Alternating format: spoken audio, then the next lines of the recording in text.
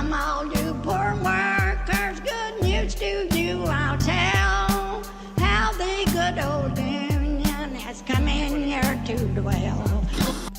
The largest union talk radio program in the South. This is the Valley Labor Report. My name is Jacob Morrison. My co-host is Adam Keller. Folks, we got a busy show for you today, so we're not going to be able to open the phones, but the phone number is 844-899-TVLR. You can leave us a voicemail at any time throughout the week, and we might respond to it on the next program. You can also send us a text message to the same number, or send us a written note to tvlr.fm/contact. Like I said, we got a bunch to talk about today, and the first thing that I wanted to talk about, since this is, for people who don't know, we're on the radio on like 7 different stations in a bunch of different states, and part of the program airs in different parts of the country. But the first 30 minutes is just for Alabama. Just only people who listen to us on the radio in Alabama or who happen to find us online hear the first 30 minutes of the show. So I really think we've got something special here, folks. It's just you and me,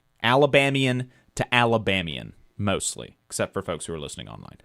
And we appreciate you. And we appreciate you if you're listening And we online. hope you're interested in Chicago. I mean, in Alabama, as well as all the other places we cover. But, we try to have an emphasis on local and, regional stories here in this first 30 minutes. And so if you are listening and you're in Alabama somewhere, particularly here in North Alabama, definitely let us know what's going on. Leave us voicemails throughout the week, or let us know what stories you'd like for us to cover. Like if you have guests you'd like for us to interview who are local in nature, we'd love to hear about that.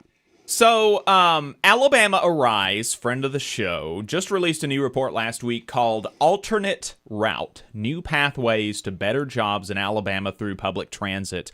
And this is something that we talk about a little bit on the show every now and then, about how, Alabama is really uniquely behind the ball on providing people access to transportation. Actually, this report finds that Alabama is the most car-dependent state in the country, which is nuts to think about. The United States as a country is just generally very, very car dependent, and then that Alabama is the most car dependent state in the country. And then when you couple that with the fact that in Alabama there is $0 appropriated from the state to go towards public transportation, And so then you couple that with the fact that the state has no ability to pull down federal matching funds for transportation dollars, which is really just leaving money on the table. Alabamians, even though Alabama pulls in more money from the federal government than we contribute, still we contribute taxes, and other states are getting transit funding that Alabama, because we don't appropriate any money at all, that Alabama just leaves on the table. And so we're the most car dependent state in the country.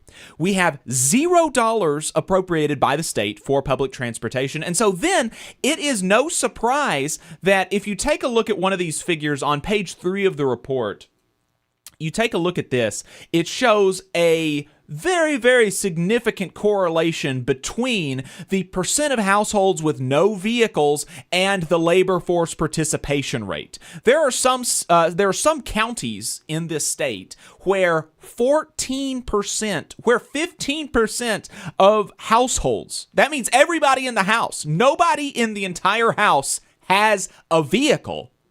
And so it's no surprise then that those counties, because of the car-dependent nature of our state, have very, very low labor force participation rates. There are some counties in the state that have a 38% labor force participation rate, and those are the counties that have the fewest number of households with vehicles. And so an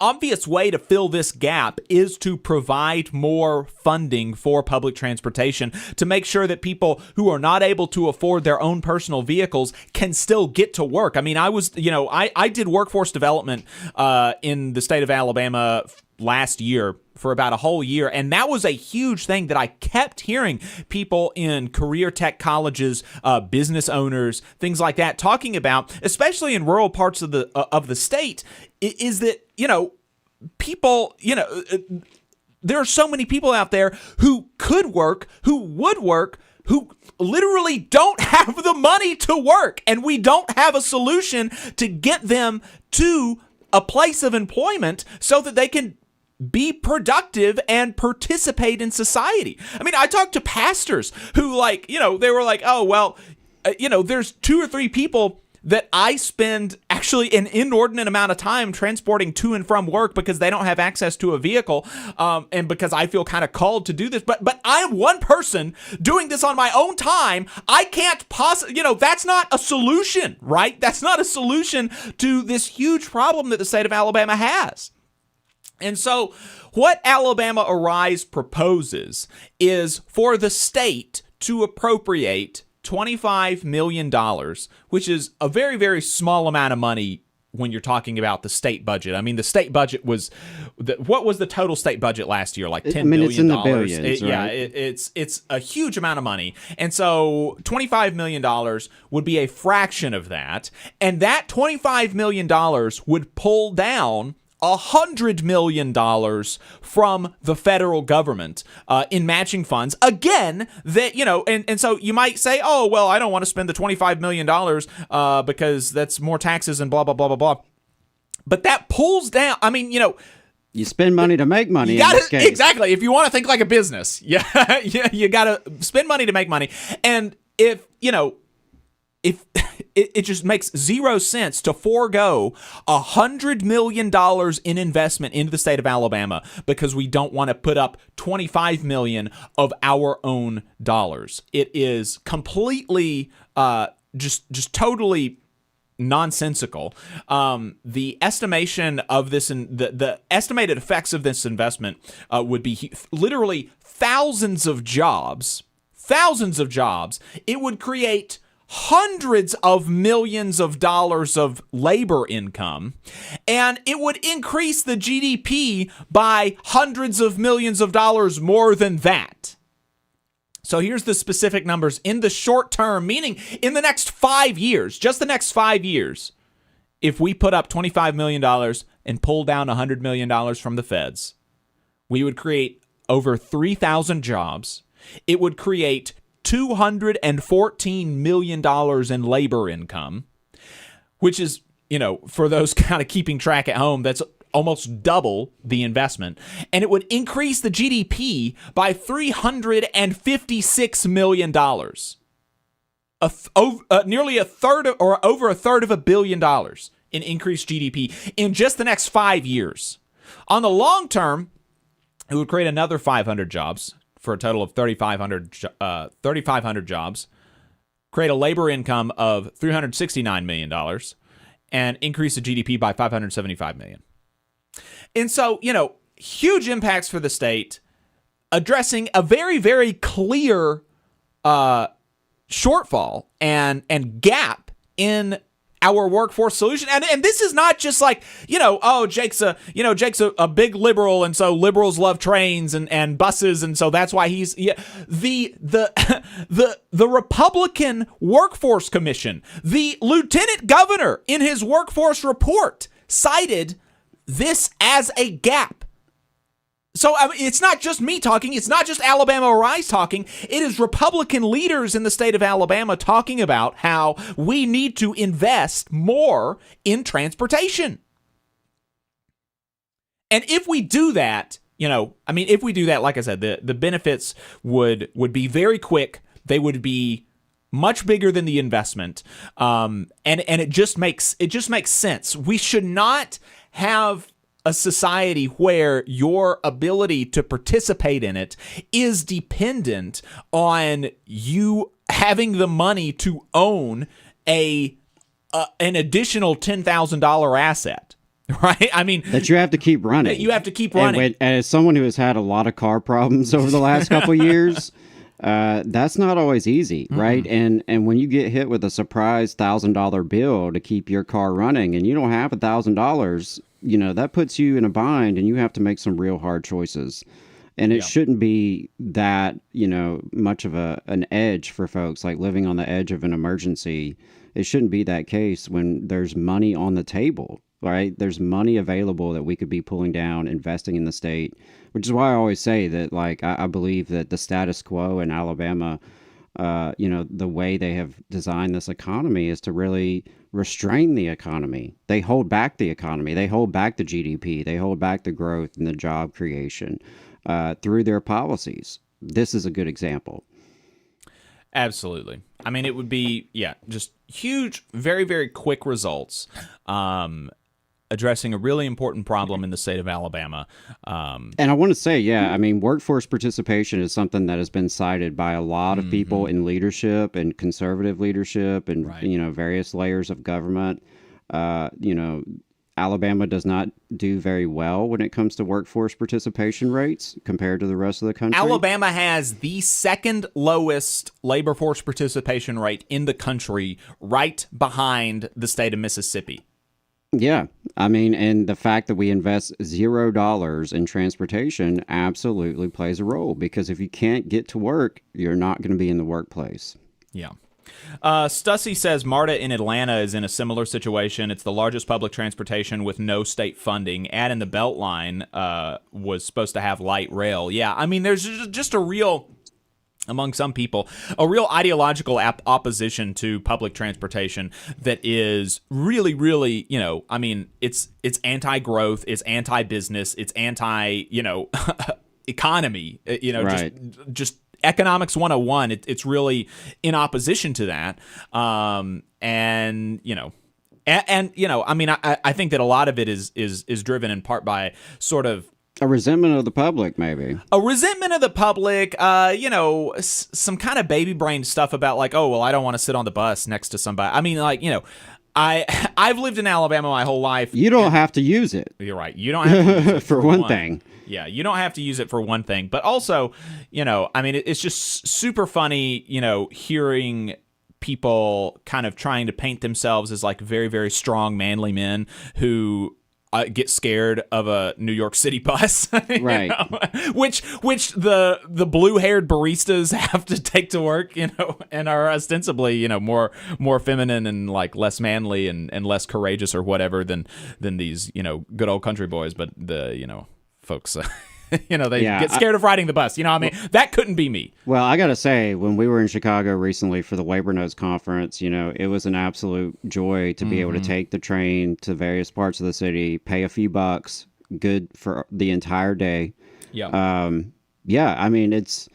It's I'm sure it seems very simple and natural if you have it and you're used to it. But for those of us down here where public transit is, just few and far between, you have a few cities trying to do a little bit where they can. But, without state support, which leaves federal dollars on the table, it's just a big crisis that we're facing across the state. And it's something we could easily improve. Yep. Yeah. So here's hoping that Alabama lawmakers are able to make something happen about this in the next legislative session. I will say that the next legislative session will be the first in the quadrennium, the first in the 4 years after legislators are able to get elected. And so, that's kind of the time that legislators kind of feel the most free to be a little bit experimental. So yeah, I know for a fact that there are lawmakers who were interested in funding public transit last year, but they were scared of doing anything in an election year that might require raising revenue in some form or fashion. And there's lots of different ways you could raise revenue for this. One idea was just a simple like $5 car tag fee. Every time you renew your car tag, there's $5 that goes to transit, because in Alabama, the gas tax is prohibited from supporting public transportation. Yeah. So another factor. Here's another idea. I don't think it's mentioned in the report. This is just my idea. Alabama basically has a flat income tax, meaning that, anybody in Alabama, if you're a millionaire, if you're a billionaire, I think there's like one or two in Alabama, millionaire, billionaire, or a person making $50,000 a year, you basically pay the same. Our income tax it's rates are so insane. outdated and so out of whack. So we could add another bracket. If you live in Alabama, you make over $1 million a year, make over $500,000 a year, you pay another 1% in income taxes on the income over $500,000 in a year, and then bada bing, bada boom. Yeah, Massachusetts just passed a really cool millionaire's tax that has raised billions of dollars for public infrastructure and education. So it's an option. We have in the Zoom a Starbucks worker and union supporter at a Starbucks store that just organized right here in Muscle Shoals, Alabama. Max Paxton, welcome to the program. Hello. Max, it is great to have you on. Really appreciate it. Can you tell us how long you've been working for Starbucks? Yeah, I've been with Starbucks since November of 2020, so almost 6 years now. Wow. So since November of 2020, so you've been there for the whole of the Starbucks campaign. It began while you were working there. And so I'm curious, what was it that now, the Starbucks store in Muscle Shoals just voted to organize about a month ago. So what was it that made y'all want to pull the trigger now? Yeah, so we actually opened almost a year ago now. We opened in August of last year, and we just faced so many issues with our opening, with staffing right off the gate, with not really receiving support from the company, with the way our store was like struggling with its first few weeks open. And that was kind of the start of like the spiral. But we also face the same issues in our stores that all other stores have been facing, that, labor and hours being cut and not having enough staffing. So that was kind of the catalyst to all of us, especially these new baristas, seeing it, starting the path to unionizing. A lot of folks aren't aware of this, but Alabama actually has the highest union density in the Southeast, meaning the highest percentage of workers as union members. Percentage of workers being union members, highest in Alabama out of the Southeast. And Muscle Shoals, Northwest Alabama, actually has the highest union density in the state. I'm curious if you have like a union background at all. Were any of your family members in a union, or what has been your relationship to the labor movement? Yeah, I actually didn't know as much about the union until we started as I thought I did. But I've received so much support from my family members. My grandparents, especially when I told them that our store had unionized, they were like, "Oh, that's great. We never worked for a store that wasn't unionized." They were plant workers. They mostly worked they mostly worked overnights at plants. And they told me that they never would work for a plant that was not unionized. And I didn't know that about them. And it was really cool to learn that about them. That's awesome. I had a similar story about, my uncle was, I had no idea about this until I started being active in the labor movement. He was chief steward of the Teamsters at UPS here in Huntsville. And I never knew that until I started, getting active in the labor movement. Why was it that they only wanted to work for union plants? I actually didn't ask them that, but they mainly just said that they thought that it was better to work for union places. And then my granddad had told me he was the president of the union for one of the places he worked, but I wish I could remember exactly which place that he works that he said he was the president of.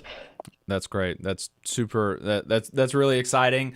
Hope you're able to dig into that and get a little bit of inspiration. How did management respond when y'all decided that you were going to unionize?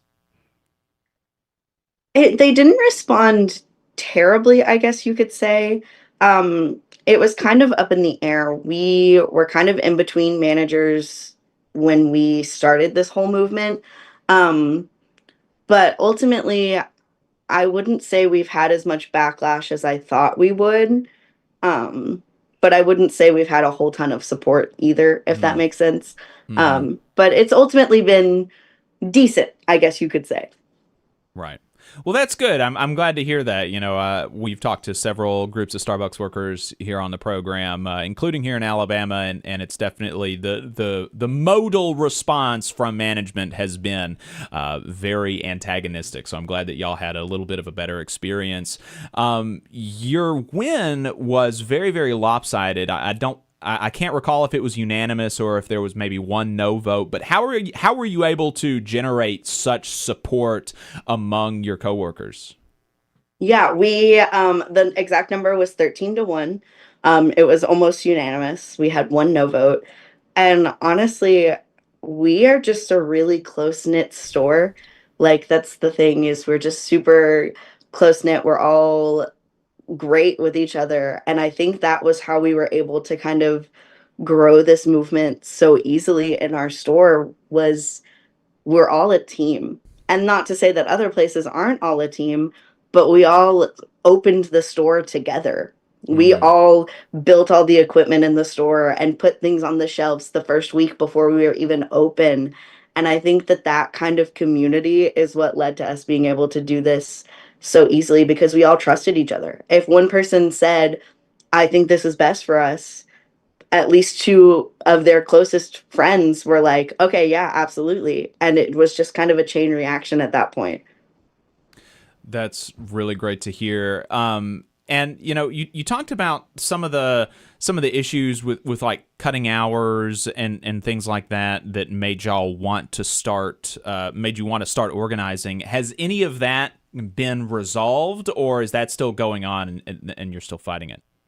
Not quite. We're still fighting for our contract. We're still at the bargaining table. Um, but our goal that we're fighting for is at least three people on the floor at all times. And that's something I think is really, really important because when you're running breaks and things like that, and you've just got two people, it makes it hard for not only us as the baristas, but also the customers because they're waiting and it's not fun Mm-hmm. for them to have to wait either. Absolutely. Um, your win comes 4.5 years after the first Starbucks store unionized, and you said that this store that you're working at now just opened less than a year ago, but you've been working for Starbucks, the company, for the last 6 years. How did you kind of react to the growing Starbucks union in the other stores? I mean, presumably none of the other stores that you worked for were unionized, but what were the conversations like about the union between you and your coworkers? Really, when I first started was, like you mentioned earlier, kind of the start of the big movement. And it was kind of a thing that just like nobody talked about. I was Hmm. very uninformed about the union until um, recently. And that was what, got me into the idea of unionizing my store was when I started learning about all the benefits that we got from being a union, which is amazing. And so, really, at the other stores I worked at, it wasn't a topic of conversation. When the movement first started, there was a little bit from management that was very anti union, but Hmm. eventually it just turned into we don't talk about it. Wow. That's like super surprising that I mean I guess it's because of kind of the world that I live in, and I'm a big union activist, and so that's the kind of stuff, but it's so difficult for me to imagine working at the company where one of the biggest union campaigns in the last 20, 30 years is happening, and by sort of I guess maybe fear about talking about it, or maybe because it's just such a big company sometimes it doesn't come up, but it's difficult for me to imagine those conversations not happening at least quarterly or something, like a quarterly check-in. How's the union doing at this company that we work for? That's kind of wild. Yeah, it's definitely kind of crazy because it was something we didn't talk about. And then my coworker came to me and was like, "Hey, do you want to help me do this?" And I was like, "Yeah, actually, I do." Because, it it has way more pros than cons in my opinion. And like you said, I think it's kind of crazy now that like it's not something any of us talked about or ever even thought about talking about before. and you see your baristas on the floor and they've got plenty of, you know, chatting, and Mm-hmm. you just don't realize that that's something that you can do until someone else kind of brings it to you, or like there's a Yeah. movement like this. There's not many stores in Alabama, so why would I know about the stores in Right. Alabama to talk about? Right. So, what I'm hearing from you is that potentially, and let me know how this sounds to you. It sounds like, there's kind of a culture of not talking about it, but it sounds like a lot of the workers at Starbucks, if somebody brings it to them, a lot of them are going to be at least willing to hear you out and will probably be receptive. And so, Is that what you would say to maybe a Starbucks worker who's listening to this in Huntsville or Muscle Shoals or Montgomery, listening on the radio, or who found us online? Is that what you would say, that if you think that it's a good idea to unionize, you should talk to the union and try to start a campaign at your shop? Yeah, I agree. I really agree with that. I think a lot of people's holdbacks are misconceptions or fears that can easily be squashed once you hear what actually happens. A lot of it is earworms that have been fed to you by management or by the company if you've been a longer partner, that, you just don't know the benefits until you listen to someone talk about them. Some people might look at the timeline. I think it's been 3 or 4 years since the first Starbucks store organized, and think that it's not worth the fight, that Starbucks is too big and too powerful. Why are they wrong? I really think that they're wrong because our store was one of the 700th stores. And that's crazy to me and amazing to me as somebody who grew up in the Shoals area, to have some sort of like historic monumental thing like that happen like here in my town, right? And I think that the more we grow, the more power we have against the company to convince them to sign a contract and to bargain with us and do all of those things. And I think the more we grow, the more pressure gets put on them to listen to us. Max, have you ever been to the Labor Day parade in Muscle Shoals? I don't think I actually have. You should get my contact information from the union reps that I was talking to, if you can, because y'all should go to it. It's super awesome. There's literally like 1,000 or 2,000 people that come out every year. All the unions in the area. Like I said, it's got a huge union. Lots of union members in the area, and they do really cool floats. The operating engineers bring their big cranes through and there's a car show. It's a really fun thing. Y'all should go to it for sure. I think that it would be cool if the Starbucks workers got a float in the parade. But we should talk about that. Get my contact information and we'll link up about that later. Max, thank you so much for taking the cool. You should. Let's try to make it happen. I'm sure that the Shoals Council, the Labor Council there, would love to see that. And I've got friends on the council, so let's talk about that. Max, thank you for taking the time to talk to us. Is there anything else that you want to leave us with before we let you go? I just want to say that we're going to keep fighting, and I think that this movement is going to get bigger and bigger, and I think that's amazing.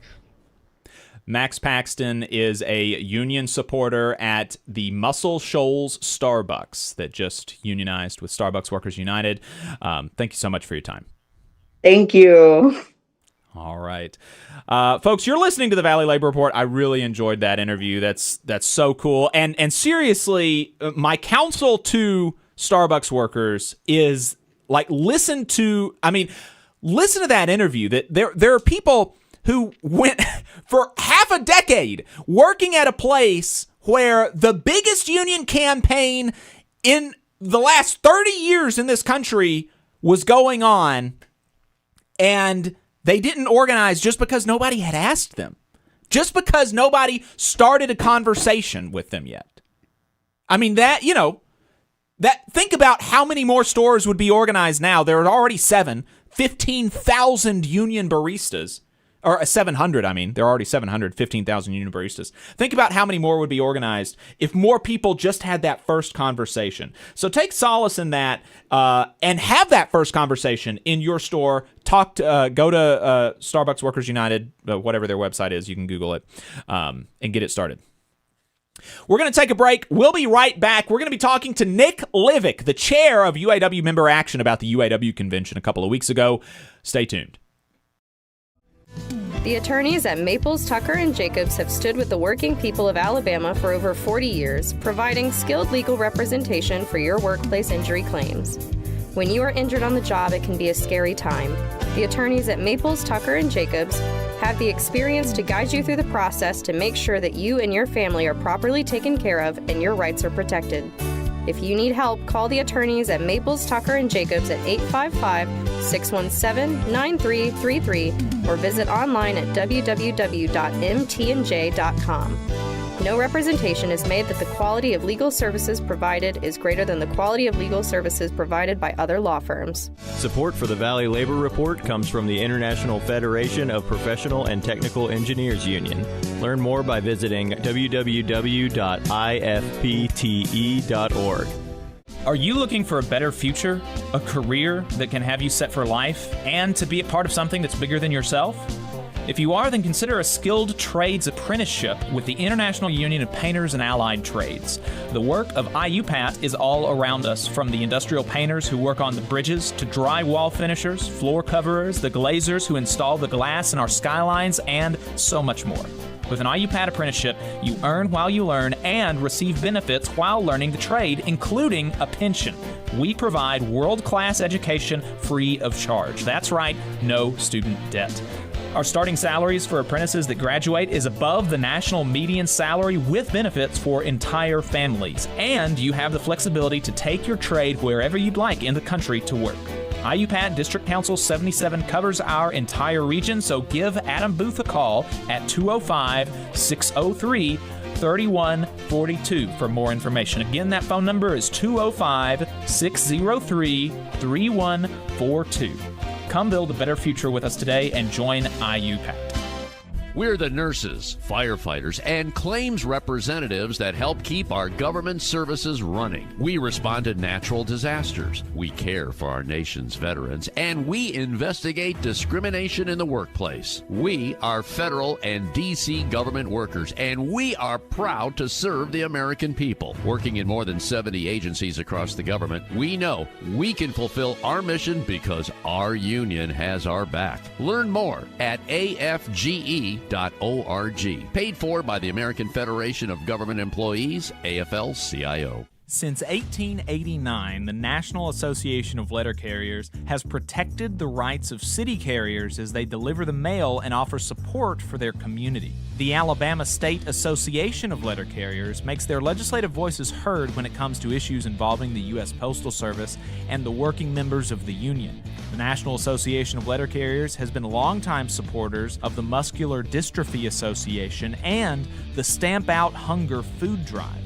This message is sponsored by the Alabama Association of Letter Carriers. To learn more, visit NALC.org.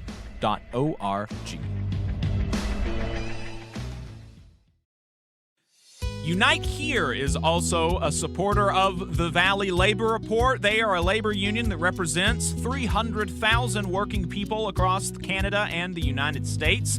Their members work in the hotel, gaming, food service, manufacturing, textile, distribution, laundry, transportation, and airport industries. You can learn more about Unite Here at unitehere.org. Come on, you poor workers, good news to you I'll tell, how the good old union has come in here to dwell. A battle in the heart of Alabama caught our attention. Coal miners in one community, they've been on strike now for months. Working as long as 12 hours a day, 7 days a week, in some of the most dangerous conditions. I really think that the labor movement is the single greatest force for democracy in the history of the United States. The story of Alabama is a story of not just resilience, but of militancy. I say no contract, you say no code. No contract, no contract. If we ain't all free, ain't none of us free. You're listening to Alabama's only union talk radio show, The Valley Labor Report, with Adam Keller and Jacob Morrison. That's right, folks. From the mountains of Tennessee to the bayous of Louisiana, broadcasting online and on the radio from the heart of the Tennessee Valley, the Spice Radio Studios in Huntsville, Alabama. This is the Valley Labor Report. My name is Jacob Morrison. My co-host is Adam Keller. Today on the program, we just talked to a Starbucks worker in Muscle Shoals, Alabama, about their successful union drive. We will soon be talking to a UAW member about the recent UAW convention and more. If you'd like to give us your thoughts, you can share them in the chat on Facebook or YouTube. You can send us a voicemail or a text at 844-899-TVLR. That is 844-899-8857. Or you can send us a note at tvlr.fm/contact. If you haven't gotten enough of us by the time that we wrap up here on the radio, or if you just want to see what we're up to throughout the week, you can find us anywhere you find anything online, in particular at our website, tvlr.fm. But we are also on YouTube, Facebook, and wherever you get your podcasts, all at the Valley Labor Report. Just a reminder, your support helps us stay on the air. One of our huge portions of funding comes directly from our listeners, so you can go to patreon.com/The Valley Labor Report or tvlr.fm/donate to support us on a monthly basis. We got a bunch of cool merch for sale at tvlr.fm/store, but we are actually running out. So I need to update the inventory, but the unionized t-shirts, we've only got like one large, 2 or 3 extra larges, and then 1 3X left. We got a bunch of hats. We got a bunch of stickers. We have a few matchbooks. So we're starting to run out. If you want to get one of those, you need to do it. And if the unionized t-shirt says that there are some that are lower than a size large, it's not there. I'm going to have to give you a refund. So just save us both the trouble and don't buy it. But buy the other stuff. tvlr.fm/store. Finally, folks, if you're a member of a union, then you should get your local, your district council, your region, or your international to sponsor the show, and you can reach out to us for more details on that. Hey, good morning, y'all. Let me add a disclaimer that any viewpoints or opinions expressed in this program belong solely to their author and do not necessarily represent any organization or sponsor. And we want to welcome all of our listeners, whether you're on YouTube, Facebook, WVNN, WZZA, WHIV, WGOW, WMSP, WCPT, KTNF, Means TV, or through your favorite podcast app. And we are proud to be part of the Labor Radio Podcast Network and encourage our listeners to check that out at laborradionetwork.org. And as most of you know, we are not media professionals, just a few diehard unionists who want to amplify the voices of the working class. We're hoping this project can make a difference on that front, and we can't do it without you, so we want to thank everyone for tuning in. Whether you're a loyal fan or a first-time listener, we appreciate you spending some time with us. Every week in the South, workers organize new unions, they bargain new contracts, they fight for good legislation and against bad legislation, and they put the boss in their place. These are some of the stories that we could find from June 19th to the 26th. This is Last Week in Southern Labor.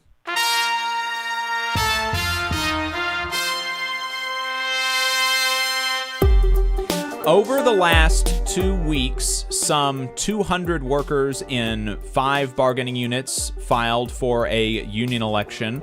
728 workers voted against unionization, and 45 workers in 2 bargaining units voted in favor of unionization. Here are the details. In new union campaigns, 19 workers at Starbucks in Suffolk, Virginia, filed a petition to hold a union election with Starbucks Workers United. 27 workers at Nexstar Media Group, WDCW, in Washington, D.C., filed a petition to hold a union election with the National Association of Broadcast Employees and Technicians, NABET, CWA Local 31. Workers likely pushed by their employer filed a petition to decertify the International Union of Operating Engineers, IUOE Local 320, as the union representing 19 workers at Skyworks in Decatur, Alabama. For more information on this case, you can check out our interview with the IUOE business manager Corey Kuykendall on our YouTube channel. The employer really has run a significant anti-union campaign and burned north of $100,000 on union busters and attorneys in this case. The employer filed a petition to hold a union election after a majority of the 9 workers at Build-A-Bear in Clearville, Tennessee, demonstrated support for unionization with the United Food and Commercial Workers, UFCW, Local 1529. 120 workers at Universal Logistics in Cloverdale, Virginia, filed a petition to hold a union election with the Teamsters, Local 171. The employer filed a petition to hold a union election after a majority of the 16 workers at PNGI Charlestown Gaming in Charlestown, West Virginia, demonstrated support for unionization with the International Brotherhood of Service Workers, Local 947. In election results, 728 workers at House of Rayford Farms in Vienna, Georgia, voted 239 to 397 against unionization with UFCW Local 1996. And 36 workers at Six Flags Over Texas in Arlington, Texas, voted 24 to 0 in favor of unionization with the Communication Workers of America, CWA. 9 security guards at ADC LTD-NM in Doral, Florida, voted in favor of unionization with the Federal Contract Guards of America, FCGOA. In strikes and bargaining updates, registered nurses at MedStar Washington Hospital Center held a press conference to highlight critical community and patient safety concerns about management's planned cuts to postpartum services at their hospital. Hospital leadership confirmed the permanent closure of postpartum Unit 5F, which will eliminate 11 vital maternal health beds by July 26, 2026. Of all the babies born in Washington, D.C., 1 in 3 is delivered at this hospital. Between 2000 and 2018, all the obstetric programs were shuttered on the east side of the district, leaving none in wards 5 through 8. This hospital and Howard University Hospital have been the only options on the east side for nearly a decade, with this hospital providing the bulk of care. The union is calling on the hospital to reverse the decision. In political and legislative updates, the Postal Service is proposing a rule that would eliminate mail-in ballots in states that don't turn over voter rolls to the federal government, even though the Constitution explicitly gives states the ability to decide how to run their elections, not the federal government. So much for state rights. While a judge has temporarily blocked the rule, postal unions are encouraging members and supporters to make a comment opposing the rule so the administration abandons it altogether. The APWU says that it is their job to ensure that the mail gets delivered without discrimination for politics or anything else.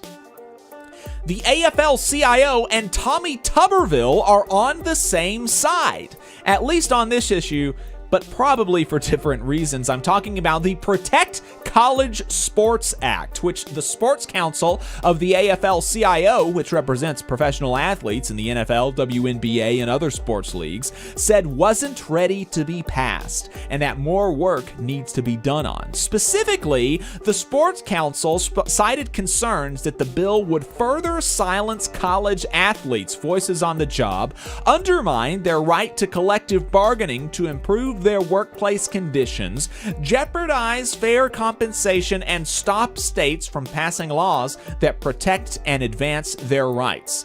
Tuberville, meanwhile, says the bill doesn't do enough to standardize NIL and stabilize the transfer portal system. In internal union affairs, the 4th of July is coming up, and the United Food and Commercial Workers are encouraging folks to celebrate with union-made food and drinks. They've got a full list on their website, but you could, for example, have a ballpark hot dog on bunny bread buns with Heinz ketchup and a Coke, with your whole meal provided by union labor. That's it for this week's union updates. If we missed anything, let us know at tvlr.fm/contact and subscribe to the newsletter at tvlr.fm to get these updates in your inbox every single week.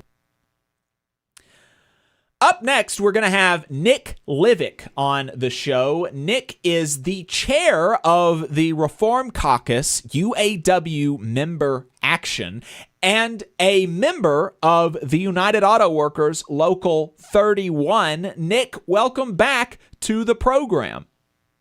Hey, thanks for having me. Really appreciate you taking the time. It's been a minute since you were on the program. You've gone through a whole huge transformation. You're like buff now. And so I'm sure you're really excited about that. But congratulations. We ran into each other at the Labor Notes convention. I think we did meet in person at the Labor Notes convention. I think this is the second or third time that you've been. It's the third time that I've been. And I wanted to talk to you about that and a bunch of other stuff. So let's start with Labor Notes because that's kind of chronologically what came up first. What were some of the things that you wanted to get out of the Labor Notes convention? No, I mean, it's just that's a hard question to answer. Just networking with other reformers. I mean, the last Labor Notes convention, it was, there was a little bit of reform happening in UFCW, and then it was really TDU and UAWD, the former caucus, now Member Action. And that was like really it. But now 2 years later, and there you have a crew in the electrical workers, crew in IATSE. UFCW has coalesced in Essential Workers for Democracy. And there's just so much more happening in the labor movement, and it's really inspiring to see. So like my biggest thing for Labor Notes was I really wanted to network with these people, meet them in person, talk to them, because we've talked a little bit online. But so many of us are going through the same things regardless of our union. So I really wanted to like reach out and just meet them and start talking to them and, let them know if they need anything in their next steps. We're happy to share our experience because that's what TDU did for us. And, it really helped us along the way. Yeah, absolutely. For people for the uninitiated, how would you describe Labor Notes as a project and an institution? So Labor Notes is like, I don't know. They're always the ones that are seemingly reporting the truth with no, a lot of publications don't have like that labor bias. I know Labor Valley Report is one of them, but for a long time, we didn't have anything in labor like Labor Notes that would just report like the truth and from a class conscious level. So Labor Notes has really been championing that. And then for the convention, it's like the greatest coalescence of labor activists in really the entire world that I know of. I mean, you have guests coming from all across the world, France, Germany, Belgium. I mean, everybody there, Mexico. I'm sure I'm missing nations. But labor activists from around the entire world. And next year or the next convention, they're going to be expanding. So that's really good to see. I think this one had 4,700 labor activists from around the world. And I mean, there's just nowhere else, as a rank and file member that you can go there and get that kind of networking or reach or tap into that wealth of knowledge. What would you say were some of the most helpful panels and workshops that you were able to go to? So I'm a little bit of an expert on the reform process now, but going to see the different reform panels was really cool. And listening to how crew has conquered some of their issues, or how to get a reform caucus up and running, and the different things that people have done. But there was a book one that I went to that Labor Notes released called Keep Going. And that one was really inspiring because no matter what, you're going to hit these roadblocks. And it was all about how other labor activists have hit these roadblocks and how they found the ability or the passion or the lessons to keep on pushing forward, because you only lose if you stop. And I think that lesson and that book is really great. And I think it put a lot of things into perspective. And I even learned some things listening to Scott Holdison, because he was one of the ones that wrote a chapter for the book. And like I learned things about the reform in UAW that I didn't necessarily know before. And so that was pretty neat. Yeah, I mean, no doubt with all of these, you could spend your life learning about something, and there's always something else new to learn. One of the things that kept coming up as I was talking to people, you've been to Labor Notes before, right? Yeah, this is my second one. So one of the things that kept coming up in conversations was that the mood was different than the last two. Like the last two Labor Notes really felt to me, very triumphal and like labor on the march sort of deal. Alex talked about this in her article for Jacobin, that the mood was just much more somber. It wasn't any less determined or militant, but that, there was a real sense that the labor movement writ large, including the militant wing of it, is under attack. And I think that mood was, kind of sort of justified when multiple people who were at the conference were then indicted by the federal government for their protest activity in Minneapolis. But did it feel that way to you as well? I mean, it's hard when you're like involved at the level that most labor notes activists are. I mean, sometimes it's hard to stay motivated with everything that's going on. I mean, look at the current state of the politics for the labor, and especially like labor left. So like I definitely felt a lot of that, but I also saw like a lot of hope in like the reform caucuses that are propping up, and like the amount of people that were specifically attending things about like, how to set up your reform caucus, and like unions from everywhere. And I think that's like one of the things, like, yes, I definitely felt what you're talking about. But I also saw a lot of hope in like, if everyone that's interested in reforming their unions, if they all step up and actually do the work, where we're going to be in 2 years from now, and how we're going to be able to organize at the reform caucus level to really start pushing labor down the path that it needs to be. Because I think labor is definitely taking strides, but I think there's still more that we can do to push back against this regime. Right after Labor Notes, you went to the UAW convention. I want to talk to you about that. Before we do, was there anything else about Labor Notes that you wanted to talk about before we moved on? No, I just encourage like anybody, if you've ever thought about attending Labor Notes, it's a great weekend, and it's an amazing way to meet people. So I definitely think about attending in 2 more years.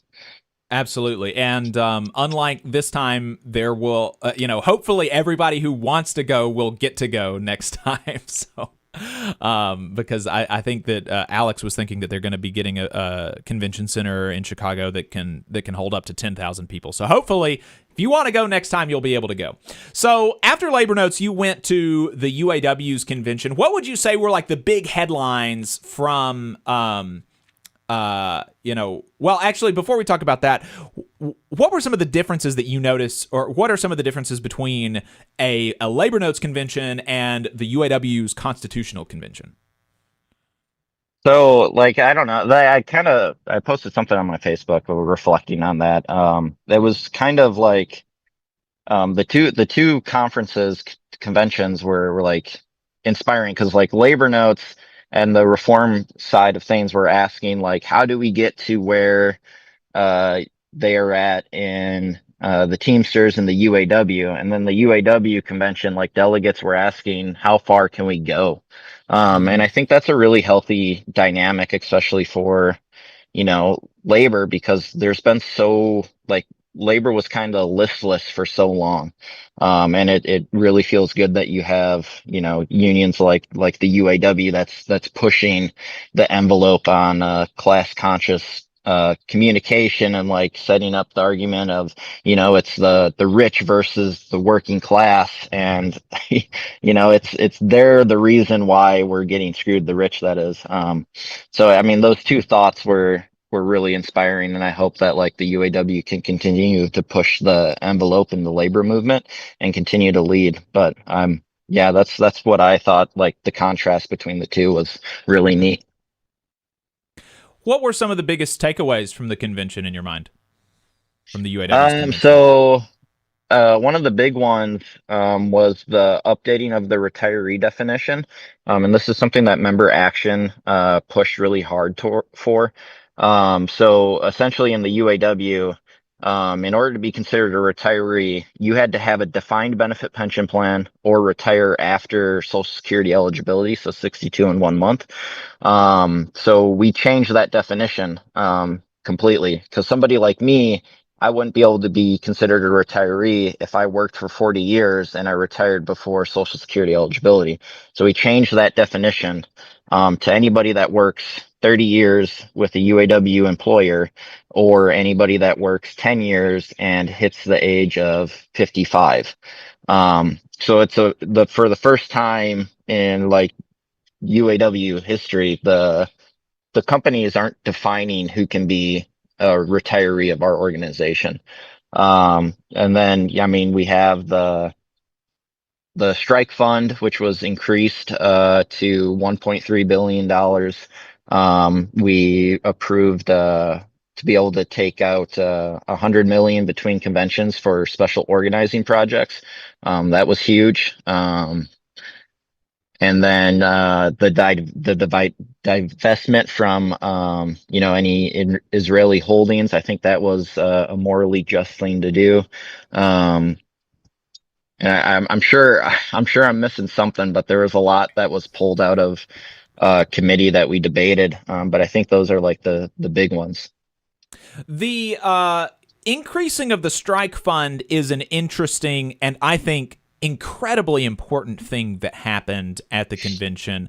And for those for people who don't know, the UAW strike fund is approaching $825 or $850 million, which previously the Constitution had said once the strike fund hits that, then there will be a dues reduction, because basically that's kind of like the UAW at previous conventions had said, that's kind of what we need. We don't really need a strike fund bigger than $825 or $850 million. And so the willingness of the delegates to essentially eliminate a tax deduction, right? I mean, that, everybody loves to say, I cut taxes, I cut your dues. Everybody loves to be able to go back home if they're an elected official, or, presumably a similar dynamic would exist for delegates and say, I cut your dues. But the delegates at this convention had the foresight to say, well, no, if we can keep building our war chest, we should do that. Especially, we just talked about how at the Labor Notes Convention, there was a big feeling of being under attack, especially in a time where we're under attack. We should not kind of put down our opportunity to have more weapons. And then on top of that, the delegates also allowed for more money to be spent out of the strike fund to organize, right? And so, I mean, those two things together, I think, are huge and important for building the strength of the UAW and the labor movement. And it seems like that could have potentially been a politically risky thing for the delegates to do. How do you think that delegates justified making that decision? So, I mean, it was a really hard fought, debate on the floor. And I think like a lot of the points were valid for the ones that were against it. I was somebody that was against the dues increase in 14. I was against it in 18. But this time, if I was a delegate on the floor, I would have been more inclined to support it. I think the biggest difference is in 14 and 18, we were a union that was stagnant and we weren't doing anything. They said we need to increase dues for the strike fund, and everyone was like, okay, but we haven't really gone on strike in a very long time. So like there was valid concern back then, but now, I see us as a union that's out there fighting. Where I think Sean Fain, the president of the UAW, said that his IEB hasn't declined a strike that of anybody that's asked for it. And I think that's important. Um, but I mean, even then, like if the big three what goes out and like, because we want to get pensions and retiree health care back. If we go out and we all went out, like some want us to do, that strike fund would only last us 13 to 14 weeks because we also pay health care out of that strike fund if the companies cut it off. I think like obviously there's more strategic ways that we can do that. We've seen it with the stand-up strike.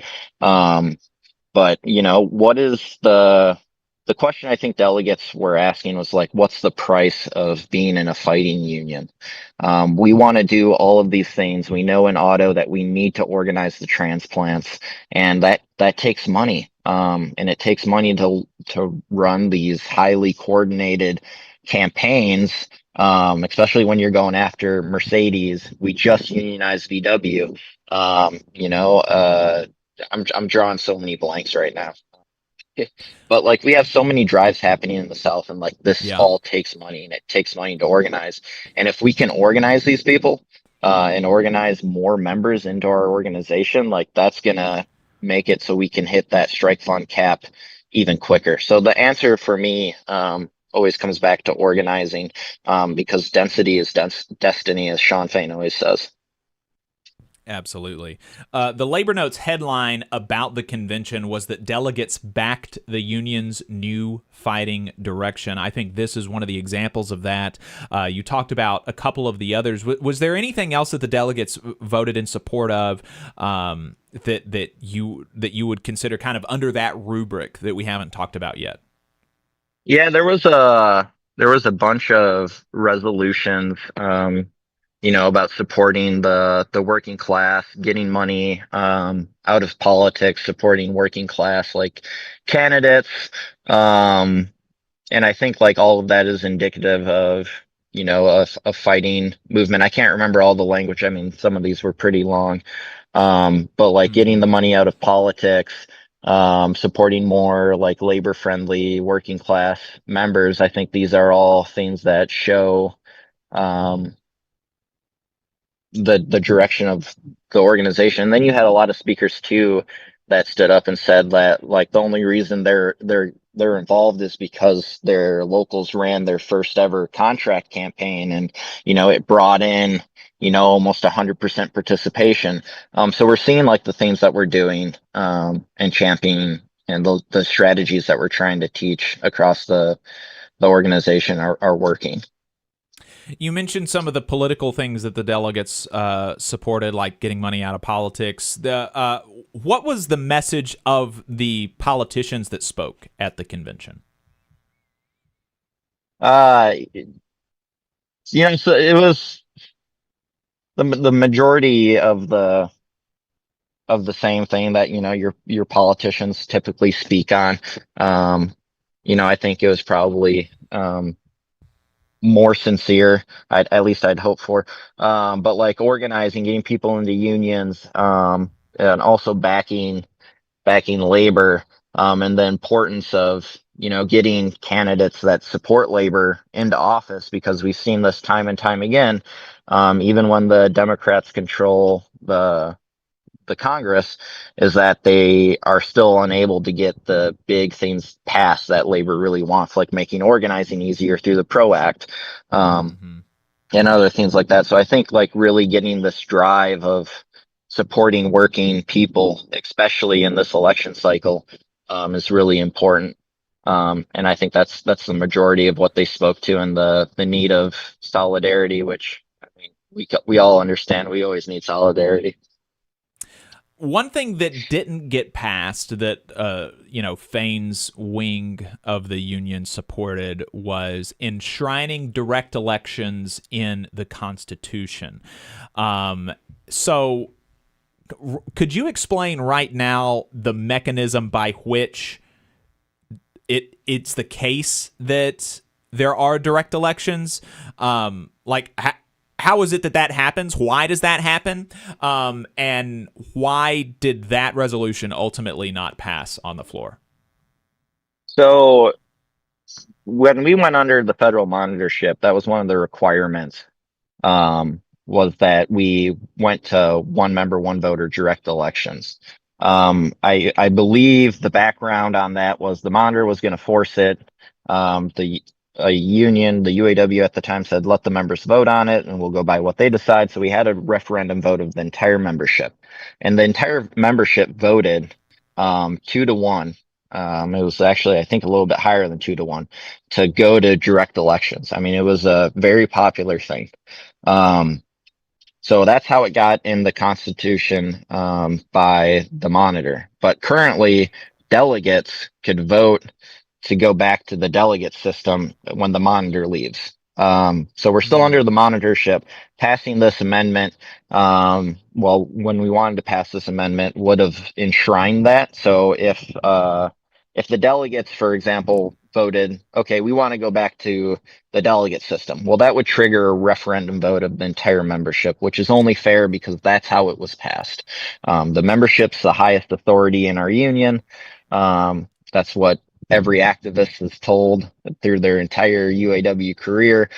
So that resolution was just seeking to honor that, because it's a little messed up that, you know, the delegates that were opposed to going to this one member, one vote system, can vote to go back, and it creates this weird power dynamic of, you know, delegates wanting their power back. So I think it gives us something to organize for in the next 4 years, or 3 years, and it's definitely something that we got to get added, because there are people that want to go back to the delegate system, and I mean, I'm opposed to that. I don't think it's right, and I think the membership should have a say. They're the ones that voted it in.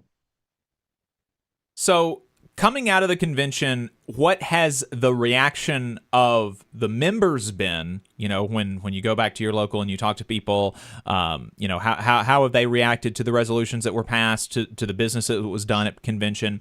And then, as chair of UAW Member Action, which is the largest reform caucus in the UAW, is the reform caucus that's aligned with Shawn Fain. My understanding, I think. What are y'all moving towards? You know, what are some of your action items coming out of the convention? So how have members reacted, and then what is the Reform Caucus looking to do in the next few years? Yeah, so I think it's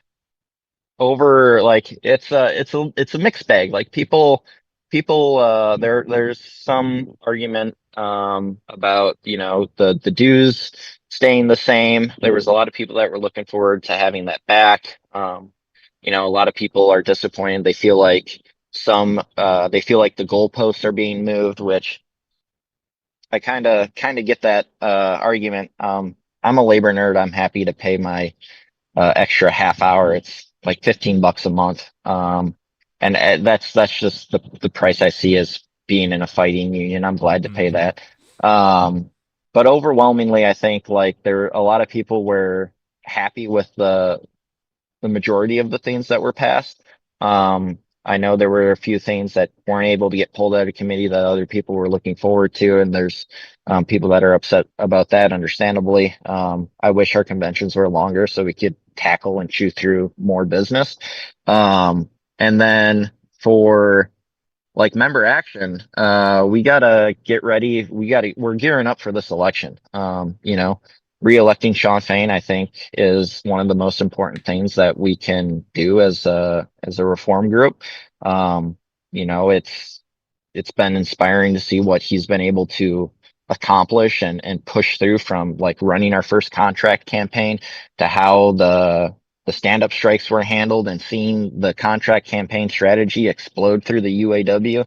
And now everybody's winning record raises, and we're really raising the standard of living inside of the UAW. And that's really inspiring and good to see. And I think overall healthy for our organization.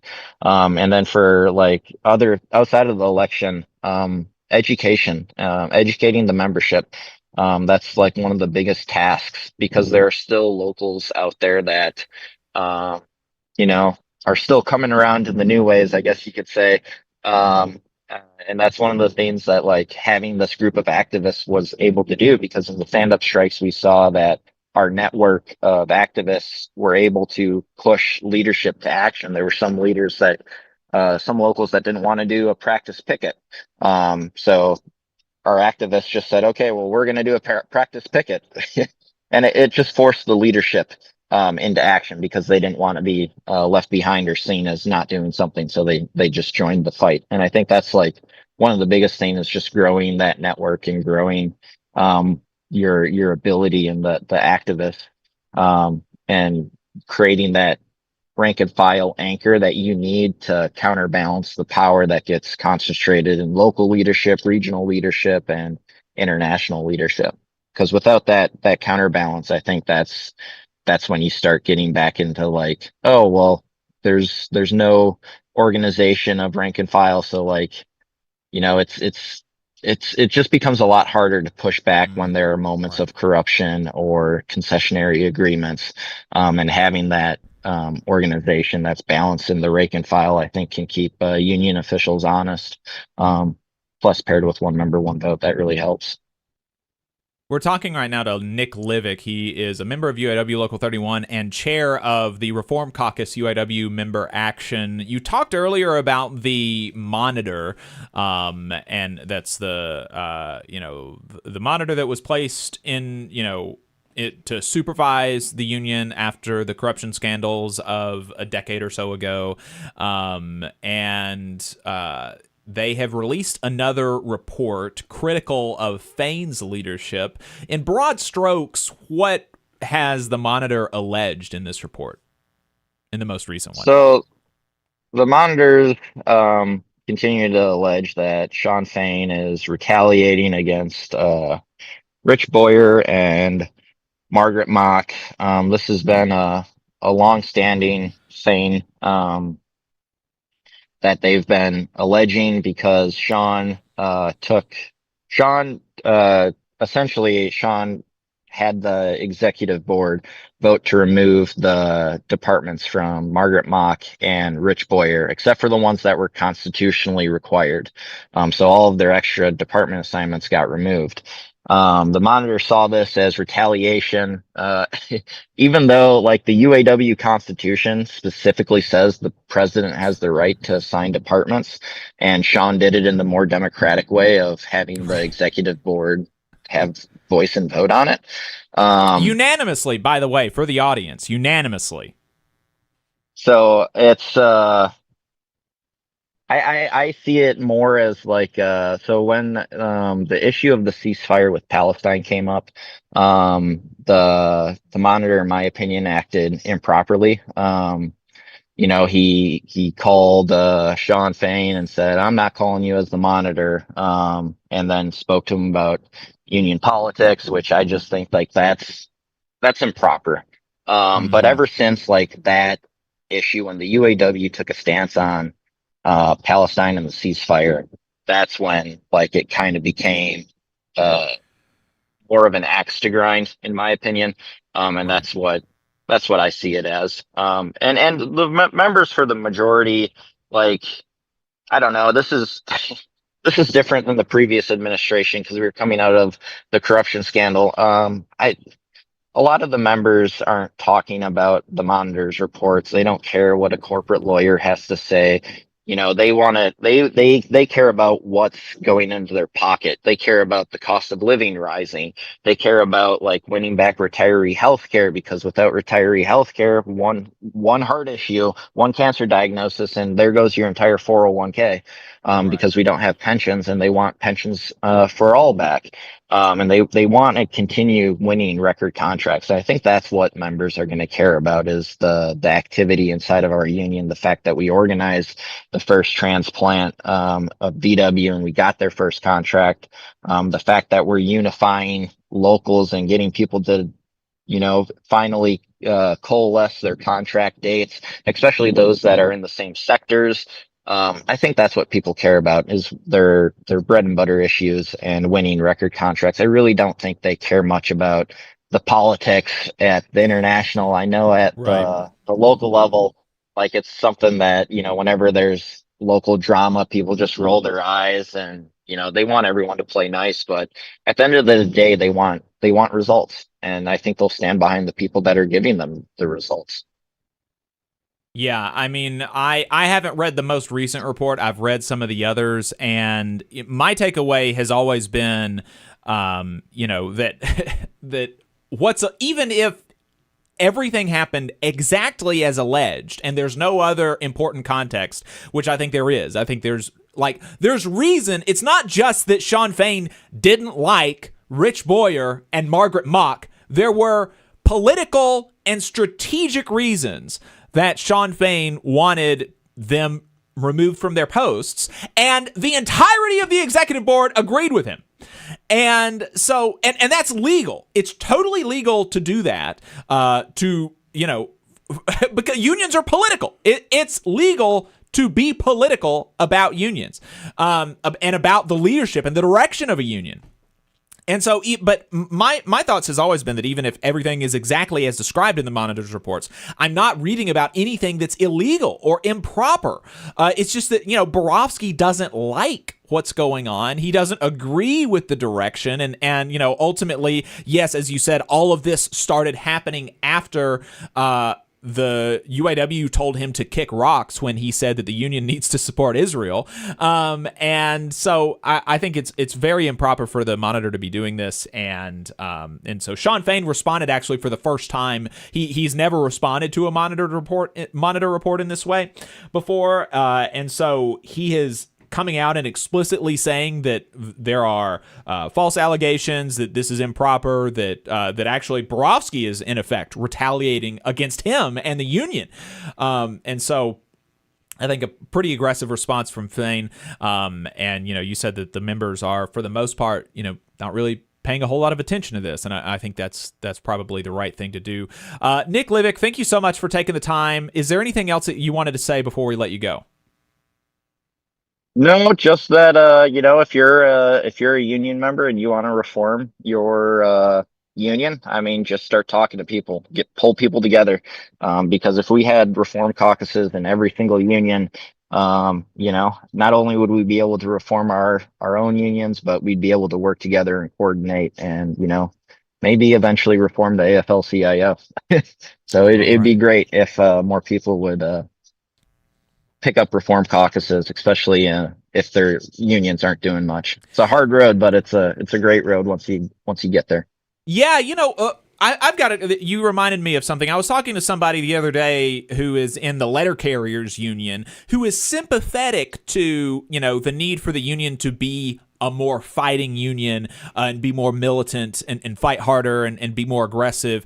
But he was very reticent to support the idea of creating another institution. He almost kind of saw it as like a parallel union that could be potentially competing with the NALC as an entity, and he thought that maybe wasn't right strategically, that it potentially harmed the unity of the union to be creating these separate organizations, these reform caucuses that are legally distinct entities, as opposed to, kind of, he put it in contradiction to building up the union. How would you respond to somebody who is, in good faith, has that sort of reaction to the idea of creating a legally distinct entity to push a direction in the union?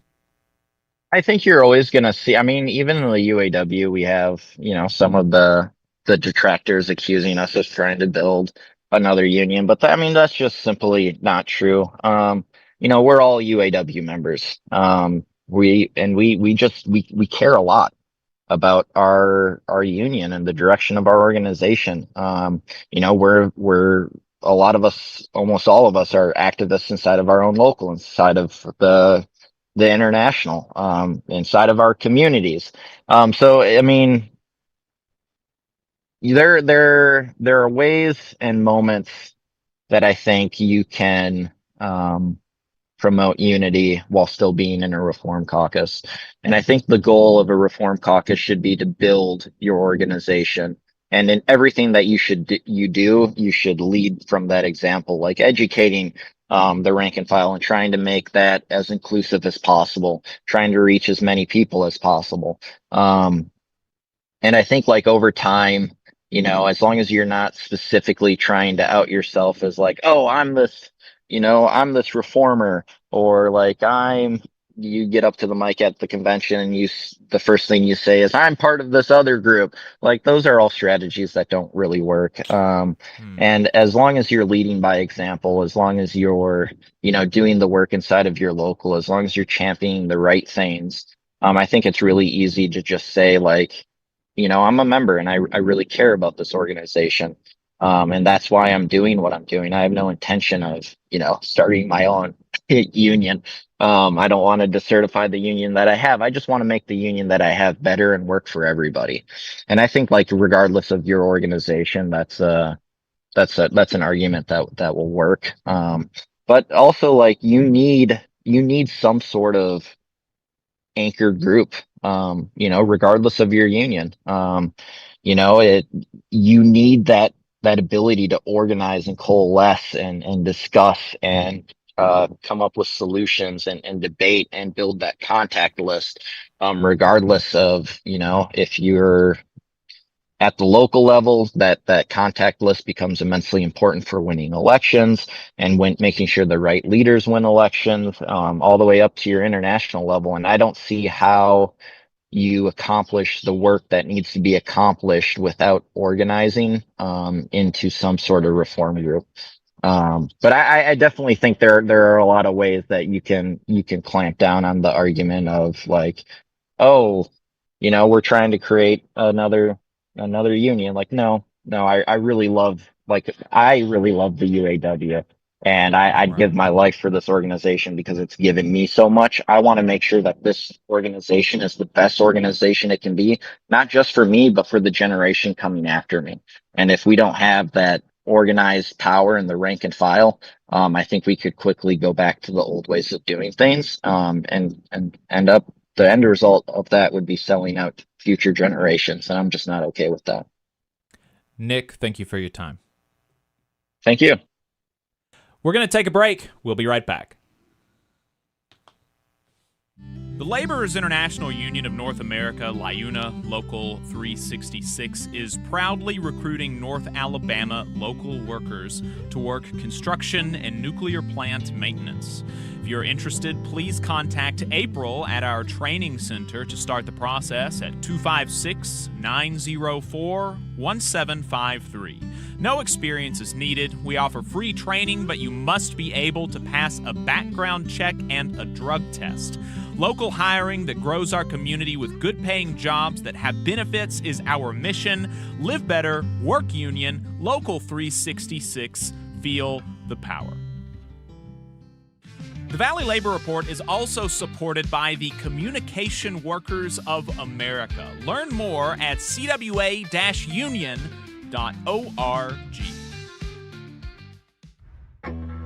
Support for this program is provided by the International Association for Machinists and Aerospace Workers, Local Lodge 44 in Decatur, Alabama. Learn more at iamaw44.org. The Valley Labor Report is also sponsored by the United Automobile, Aerospace, and Agricultural Implement Workers of America, better known as the UAW. They are one of the largest and most diverse unions in North America, with members in virtually every sector of the economy. UAW-represented workplaces range from multinational corporations, small manufacturers, and state and local governments, to colleges and universities, hospitals, and private nonprofit organizations. The UAW has more than 400,000 active members and more than 580,000 retired members in the United States, Canada, and Puerto Rico. You can learn more about the UAW and join at uaw.org. The Valley Labor Report is also sponsored by Labor Notes. Labor Notes is a media and organizing project that has been the voice of union activists who want to put the movement back in the labor movement since 1979. You can learn more about Labor Notes at labornotes.org. The attorneys at Maples, Tucker, and Jacobs have stood with the working people of Alabama for over 40 years, providing skilled legal representation for your workplace injury claims. When you are injured on the job, it can be a scary time. The attorneys at Maples, Tucker, and Jacobs have the experience to guide you through the process to make sure that you and your family are properly taken care of and your rights are protected.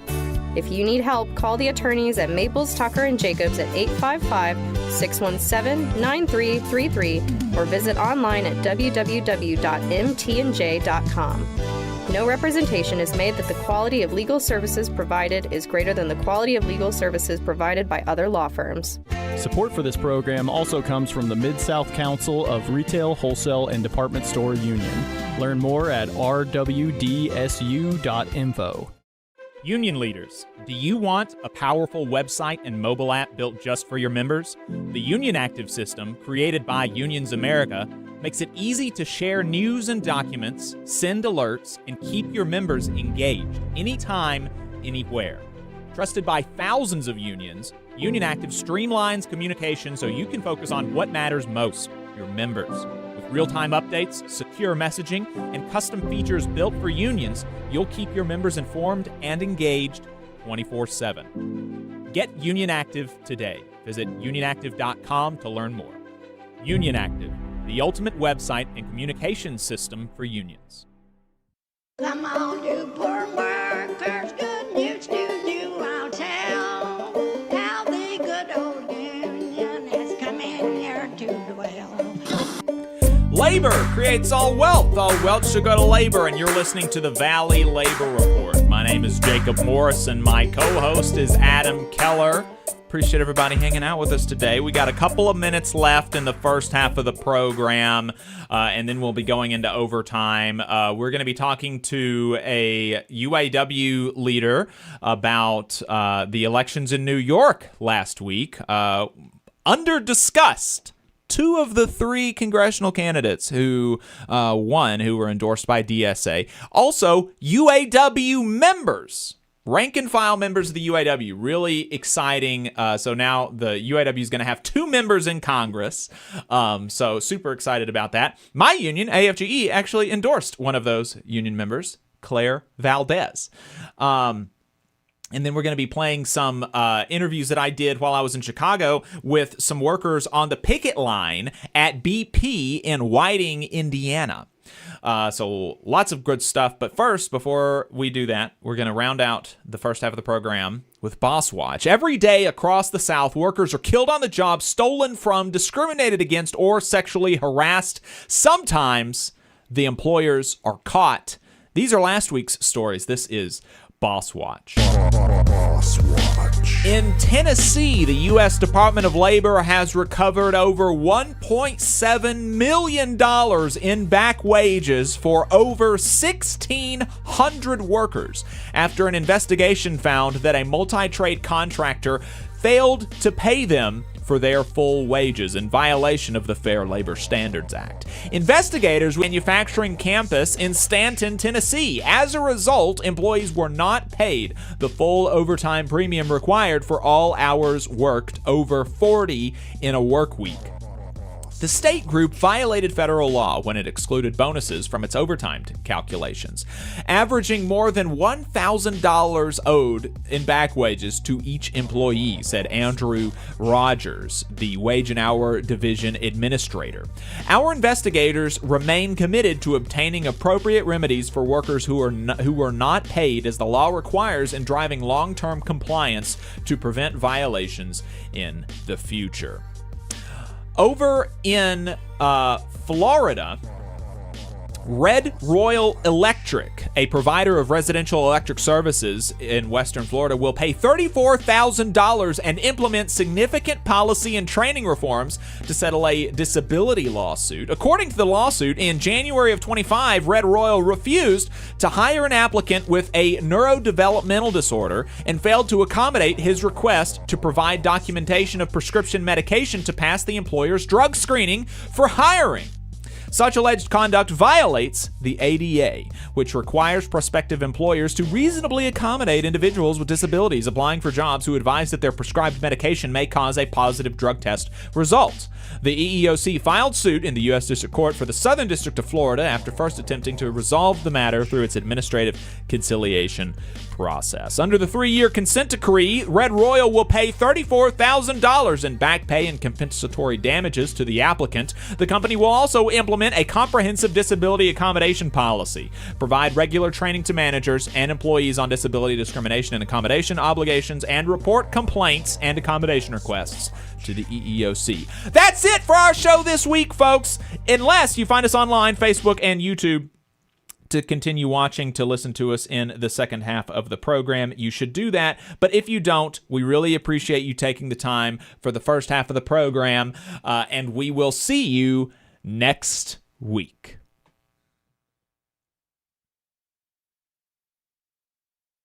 All right, we're off the radio now. Appreciate everybody staying tuned. We got a great second half of the program, like I said. So make sure that you stay tuned. Facebook, YouTube, The Valley Labor Report. We're going to take a break, and we'll be right back with Overtime.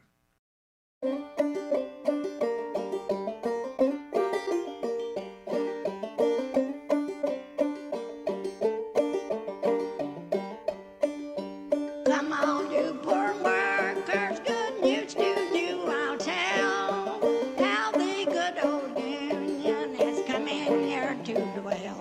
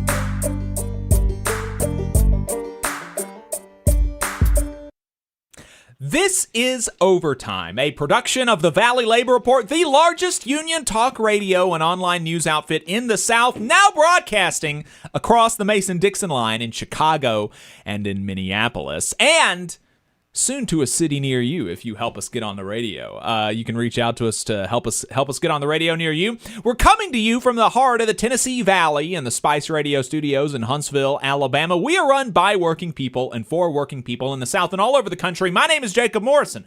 My co-host is Adam Keller. We appreciate you spending some time with us. If you'd like to leave us a voicemail, the phone number is 844-899-TVLR. That is 844-899-8857. You can also send a text to the same number or leave us a written note at TVLR.fm/contact. First up in the second half of the show are Chicago lunch ladies. Presumably some of them are not ladies, but, Chicago lunch ladies are picketing in Chicago because the Chicago public schools are not giving them a fair contract. Last week, they picketed the Board of Education meeting, the first Board of Education meeting of the summer, because they've been without a contract for a whole year. These workers are the lowest paid in the Chicago public school system, and they are demanding a contract that raises annual wages to at least, folks, when I read that, I almost had a stroke, to at least $40,000 a year. That's their big demand, is that in Chicago, Illinois, they have a minimum wage of $40,000 a year. How are they even living in Chicago without $40,000 a year already? That is nuts. They're also calling for fully staffed kitchens and ending the unequal treatment of lunchroom workers. The lunchroom workers will picket outside. They picketed outside of the Board of Education's first summer meeting where they discussed the budget. Their union is Unite Here Local 1. They represent hospitality workers in Chicago, hotels, restaurants, casinos, university schools, stadiums, sports arenas, convention centers, and airports. Following that, they had a press release with some quotes that I want to share with you. Again, Unite Here Local 1 represents 1,700 workers in the Chicago public schools, and they picketed outside of the Board of Education meeting. They're demanding $40,000 a year minimum, fully staffed kitchens, and ending unequal treatment. Marion Gutierrez, an 8-year CPS lunchroom attendant at Mitchell Elementary School, said, "I love what I do, especially seeing the children smile every day. But after I pay my rent, I must pray that I have enough for the bus fare. It doesn't feel good knowing that I work hard and still struggle for basic necessities." Lamar Butler, a 7-year CPS cook at Fisk Elementary, said, "We're tired of waiting. The school year may be over, but our bills don't stop in the summer. My coworkers and I are proud to feed Chicago's children, and we're simply asking for the dignity, respect, and fair wages that we deserve." Karen Kent, president of Unite Here Local 1, said, "For nearly 12 months, the Board of Education has allowed Chicago's lunch ladies to languish without a fair contract, rely on food pantries, and struggle to make rent on CPS's poverty wages.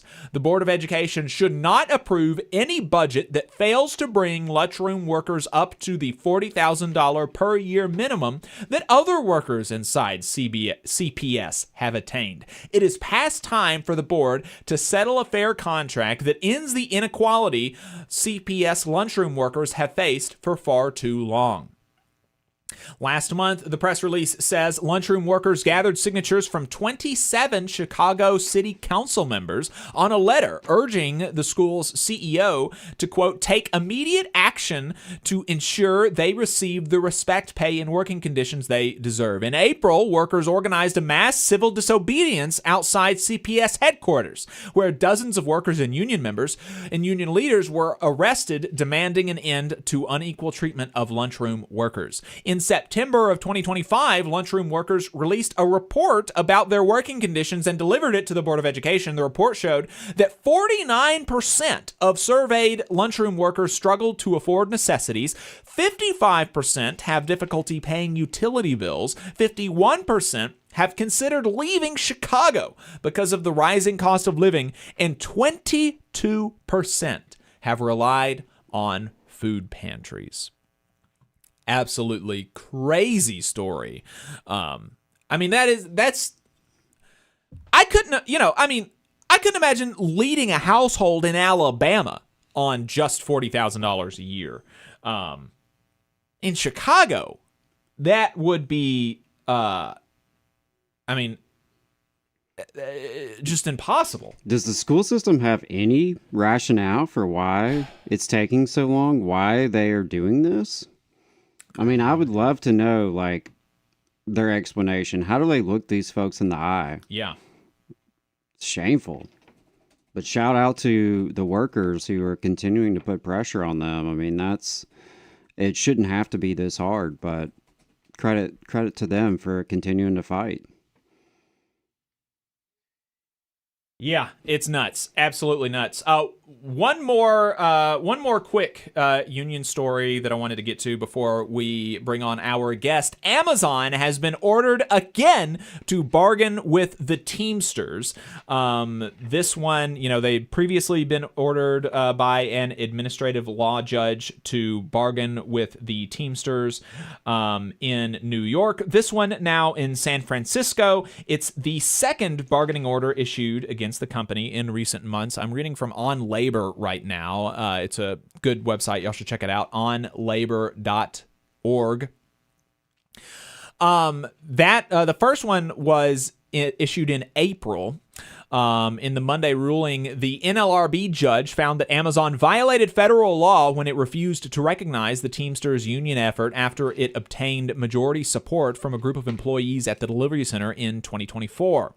The NLRB judge's ruling relies on the Biden-era NLRB precedent, CMEX, Construction Materials Pacific, LLC. Under CMEX, if a union signs up a legitimate majority of workers, the company is required to either recognize and bargain with the labor group or ask the NLRB to hold an election testing its support. According to the NLRB, on Monday, Amazon did neither, and therefore they are ordered to bargain with the union.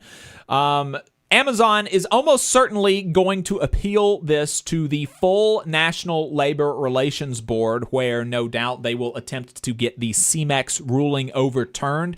It'll be a big test of Sean O'Brien's sway with the administration. His whole shtick has been cozying up to Republicans for, some small gains here and there. And so if Trump's NLRB overturns CMEX, undoes these bargaining orders with Amazon and the Teamsters, we're already starting to see this idea crumble that Sean O'Brien is getting anything for his obeisance to the Trump administration. You look at the Paramount Skydance merger, that happened over the Teamsters' objections. And so, when rubber meets the road, so far, the Trump administration has really not done what the Teamsters would want them to do. So this is going to be a big test of that. It could also go to the Supreme Court, depending on how the NLRB rules. And just getting it to a resolution at the NLRB is probably going to take another year. TDU mentioned in a story that in their blog post about it, that this is why the Teamsters are, one, organizing to strike for recognition and build more unions at Amazon outside of the NLRB process, and two, why the Teamsters are pushing the Faster Labor Contracts Act, which again is another test of Sean O'Brien's, his political strategy. It did pass the House to his credit, but so did the PRO Act under the Biden administration. And it's also worth noting that the Faster Labor Contracts Act passed with unanimous support from Democrats and like a dozen Republicans. So, still not much fruit there. It obviously has to pass the Senate before it can be signed by Donald Trump. And it will almost certainly not pass the Senate. It's going to be really interesting to see what happens in a year if the NLRB overturns CMEX, if, Congress adjourns without having passed the Faster Labor Contracts Act. How does Sean O'Brien, how does he justify his political strategy if after the end of these 2 years, it turns up having not created anything for his membership. We'll see. But, good win for the Teamsters at the NLRB right now, and wishing them, I would love to be proven wrong, right? I mean, I'll do a mea culpa. If, at the end of 2 years, Sean O'Brien gets the Faster Labor Contracts Act, CMEX is affirmed by the Trump NLRB, you gotta give, you'd have to give him a little bit of credit for that. That's not going to be my prediction, but we'll see. We will check in, at the, sometime next year. All right. So we have on the line now the Assistant Director of UAW Region 9A, Vale Konert Yunt. Is that how you pronounce your last name, Vale? Really good. Fantastic. Okay. It's great to have you on the show. Thank you so much for taking the time. Oh my gosh, thank you so much for having me. I am a huge fan of the show. And Brandon Mancia, who you had as a guest on the show before, can tell you just how starstruck I was to meet y'all at Labor Notes a couple years ago. And I just find it very deeply healing as a leftist from Texas to hear people talking about unions in Southern accents. So it's really a privilege to get to be here. It's great to have you. I have the exact same feeling, which, perhaps, I don't know. I guess so far we haven't gotten any complaints being on the radio in Chicago and Minneapolis, but I do wonder if my Southern partisanship might be a little bit off-putting to the Yankees that listen to us. But I love the Yankees. But I am, I'm from the South. And so, you being from the South, talk to us a little bit about, your. I wanted to get you on to talk about the elections in New York and the role that the UAW played. But before that, you mentioned having come up in Texas. What was your journey to the labor movement and being in the UAW? Yeah, that's a good question. I grew up in Houston, which is not it does not have the union density of Flint, Michigan, where my mom is from. And so many of my family members are UAW members to this day, Local 598 at GM in Flint. And I remember being very frustrated growing up in Texas by feeling very powerless to change things. This is the second term of the Bush administration. And, I found the labor movement kind of on my own, separate from my own family's history. When I went off to college, our cafeteria workers were unionizing, and I was sort of recruited to help organize support for that campaign. And it was truly life-changing to see how powerful it was for those workers to stand up and claim what they deserved. And eventually I decided to go to law school. And when I got there, the graduate workers were in the process of unionizing with UAW. And so I never thought I'd get to be a UAW member like all my cousins and uncles and stuff. But we won. And, my Michigan family really cheered us on in that drive. And then after law school, I moved back home to Texas, this time to South Texas along the border to work as a legal aid lawyer for farm workers and other low-wage workers experiencing economic and sexual exploitation. And the nonprofit where I worked, shout out to my Texas Rio Grande legal aid homies, was also unionized with UAW. So I've now been a UAW member twice, kind of against the odds. And, I think working as a legal aid lawyer with some of the most exploited immigrant workers in this country really reinforced to me the importance of strong unions. So many of my clients would not have needed me if they had a fighting union like mine. And oftentimes they didn't even have the legal right to form one as farm workers and domestic workers. And so I channeled a lot of my frustration at work into organizing to help grow and strengthen our union, and got involved with the reform movement, fighting for one member, one vote, and ultimately electing some incredible leadership in our union. And so, that's a little bit how I got to where I am today. I didn't expect it would lead me to move back to Boston, but it's been such a pleasure to get to, work for the membership of UAW Region 9A, which has been a really amazing fighting region for a long time, and always organizing new workers. Absolutely. And so you mentioned that you're in Boston now working for Region 9A. Region 9A covers New York City, and there's been a lot of discussion about how Mamdani and DSA went 3 for 3 in the New York congressional primaries last week, but it's been a lot less discussed that the UAW also supported all 3 of those candidates, and actually 2 of those candidates were UAW members. Why did the UAW not only support them, but really support them early? I mean, almost as soon as the DSA did. Yeah, totally. Well, a huge priority for UAW is running and electing our own members to office. And, both Claire and Daria Lisa are both UAW members. We're incredibly proud of them. Claire is a day one real one. Like, she talks in every interview about how joining our union shaped her politics. She was elected leader of her workplace union, the clerical workers at one of the richest universities in the world. She also organized outside her workplace as well with DSA. And as a result, she was basically drafted to run for state assembly by her fellow members of both UAW and DSA, who really pounded the pavement to help her beat establishment candidates in her last race and again in this one. And, I think Daria Lisa hadn't run for office before, but, like many UAW rank and file members, she knew how to answer the call when she was needed. And she instinctively knew how to lead on issues that matter to all of us. And of course, her fellow members were going to have her back in a very righteous fight she was in. And of course, Brad Lander, while not a UAW member, has shown up on nearly every picket line we've had in New York City. So I feel like we can call him an honorary member. And then I just want to briefly shout out three other current and former UAW members who ran for state assembly in New York. Eli Northrup and David Orkin, who both won, and also Conrad Blackburn, who came like tantalizingly close to unseating an entrenched incumbent. Conrad was outspent a zillion to one by dark money. And the fact that he came within a few points of beating a very well-oiled machine with a campaign, the slogan was "Harlem is not for sale." I mean, it was incredibly inspiring, and he's going to win whatever race he wants to run for next.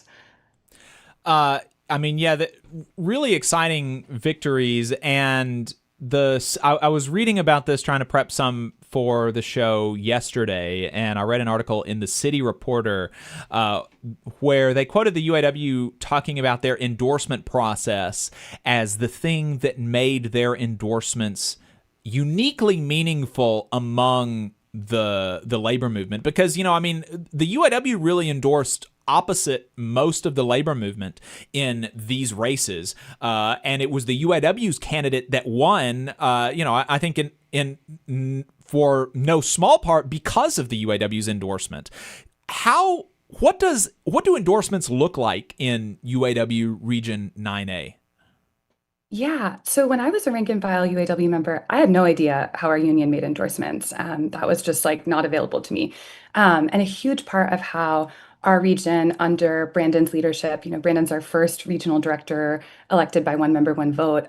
We've tried to do things differently by really opening up our political process so that our members feel like our union can be our political home, not just for candidate endorsements, but also taking real action to advance our priorities. And that's just paid off in a huge way in New York City, thanks to so many of our members who participate so actively, and also our truly incredible political director, Aaron Eisenberg, who comes out of Local 2110, the same local as Claire. And, each of our New York City locals, from Local 259, representing auto techs at dealerships around the city, to Local 4100, which represents postdoctoral research scientists, each of our locals has votes on our New York City Political Council that makes candidate endorsements and also just sets the agenda for our political program. So making our union more member-led and transparent and democratic has just paid unbelievable dividends. When our own members own our process, we're all more invested and willing to pound the pavement to get things done.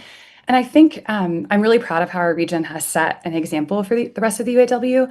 I think we see that now as we're rebuilding our political program in the UAW's home state of Michigan, where a lot of my family is. And at our big political conference in DC this year, where we had 1,000 UAW members from around the country show up, we had a forum with all of the Michigan Senate candidates. Well, only the Democrats showed up. But by far the candidate who resonated the most with our members in that room was Abdul El-Sayed.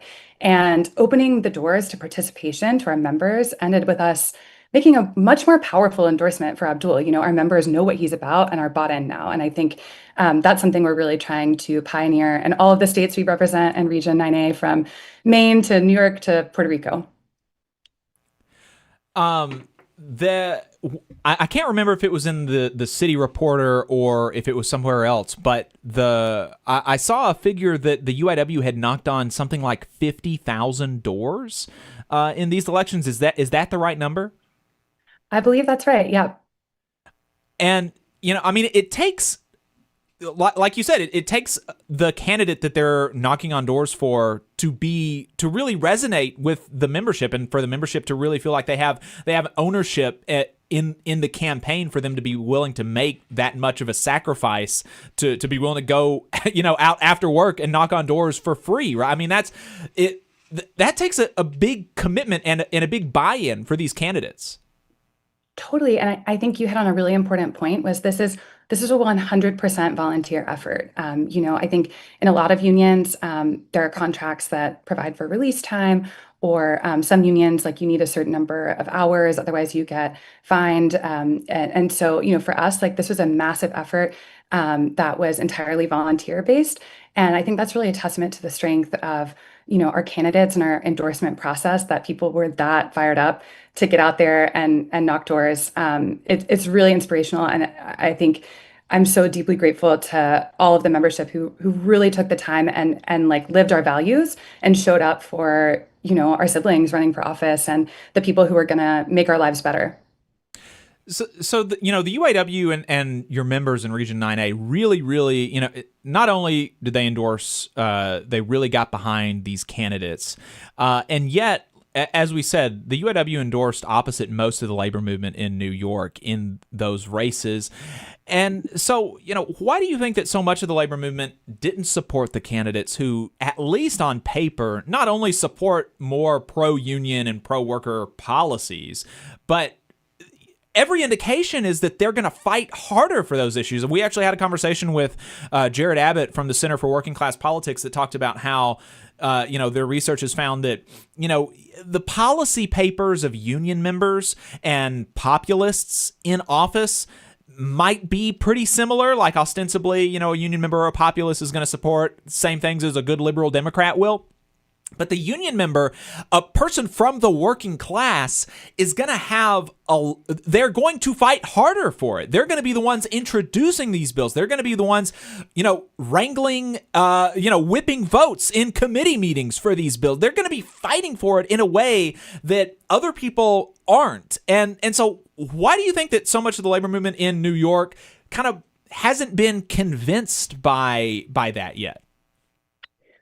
Yeah, that's a big question. I think the first thing I want to say is, in this particular race, Antonio Reynoso, who was Claire's opponent, is a good pro-union, pro-worker public servant. He's someone our union has endorsed in the past.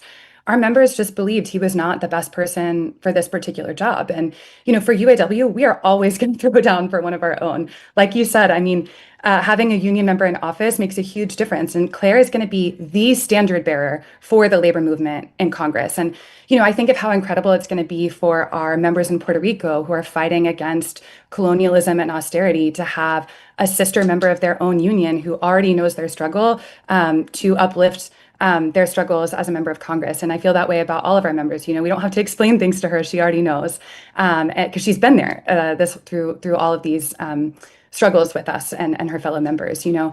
I think a much worse example of this phenomenon was last year, when most major unions endorsed a known and unrepentant sex pest named Andrew Cuomo for mayor.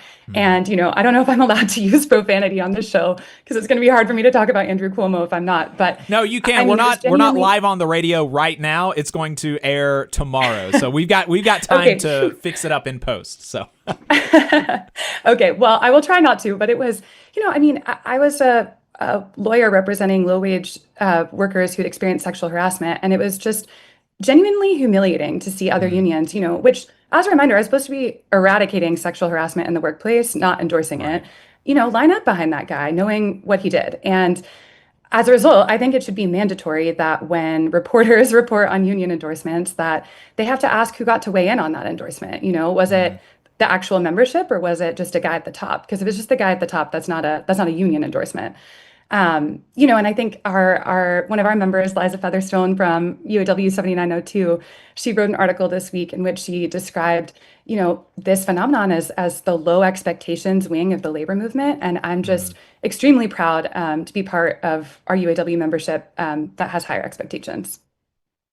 The campaign did get pretty nasty in some of these races. Not the nastiest episode, but one of them that you were a part of was when the New York Working Families Party circulated a claim that Claire Valdez had no record of accomplishment or something like that. And that really set you off on Twitter. What was it that made you want to kind of interject into, like combat that claim? Yeah, and again, like I have no beef with the Working Families Party as a whole. Anyone trying to get the Democratic Party to stop licking corporations' boots is in a righteous fight. And it's okay if we disagree from time to time on endorsements. That happens in any democratic organization. I think what really got my goat there, so to speak, is when an entity calling itself the New York Working Families Party is over and over trashing a union member's record. A member of a union that is a dues-paying member of the WFP, hammering this talking point that she didn't have experience or real accomplishments. I mean, negotiating and enforcing a union contract is a real accomplishment. And, if you don't think that, you're showing your slip, right? As they say. So, it's not that it like hurt my feelings to see that about Claire. She's gonna be fine either way. Her record speaks for itself, right? But, we have extremely limited resources to defend the working class against real and powerful enemies. And we can't be using those to tear down a true movement sister instead of, make the case for your own candidate. That's fine. But, we can't afford to lose the plot. Right. Absolutely. Totally agree. And then, what do you think is the connection between, you mentioned that you've been part of the reform effort within the UAW. Is there a connection? And if so, what is it between the reform movement that Fain has led in the UAW and the union's willingness to be more bold politically in races like this? Yeah, I mean, quite literally, there's a connection because, the way I got to know Claire when we were both rank and file members, we were both involved in efforts to reform and change the UAW as rank and file members and later, leaders in our local unions. And I think that's just another example of how Claire was there. And Sean always says that our endorsements are earned. And that's, I think, a major way that the UAW political program has changed under his leadership. We're not endorsing milquetoast incumbents anymore. We're showing up for people who show up for us. And I think that's an incredibly important change. I also think, it's incredibly hard to create change from inside the system. And it takes people with very strong moral cores that have been forged in the fire. And as someone who's spent now years working alongside Sean and Brandon and Claire, I know all three of them have that moral core. And in the same way that Sean has never forgotten who he is and talks often about, his experience trying to make ends meet as a young dad and as a electrical apprentice and how the union changed his life, I know Claire will never forget what it's like to work at a Taco Bell. And she often talks about how the union changed her life, And I think that's why Sean Fain's endorsement worked for us, on the doors in New York City in this race, and has also worked for me personally, when I've been joined our union's door knocking efforts in places like Scranton and Allentown and, my mom's hometown of Flint. I think Sean Fain and the UAW endorsement, means a lot because, and it means a lot to people who are not just UAW members, not just union members, but also people who are not yet in unions. It works with longtime Democrats and first-time voters who don't trust them. And, people know what he's about and they know what we're about now. And I think Claire is really going to carry that standard forward. Any other thoughts on what it's going to mean to have a couple of UAW members in Congress? Oh my gosh, it's going to be everything. We actually may even have a third. We have another UAW member running in a Democratic primary for Congress here in Massachusetts, where I live. Her name's Trom Nguyen. She's from Local 2320. And, that's another race where a lot of other unions have endorsed her primary opponent. But I hope if we learned anything from this week, it's probably don't mess with UAW and don't underestimate UAW women in particular. And, I hope that those who are inspired by these wins, right? If you haven't already, organize your workplace. Join us. We need you in this fight. And I'm really excited for our future. With not one, but two UAW members in Congress is unprecedented. And I know they're going to take the halls by storm.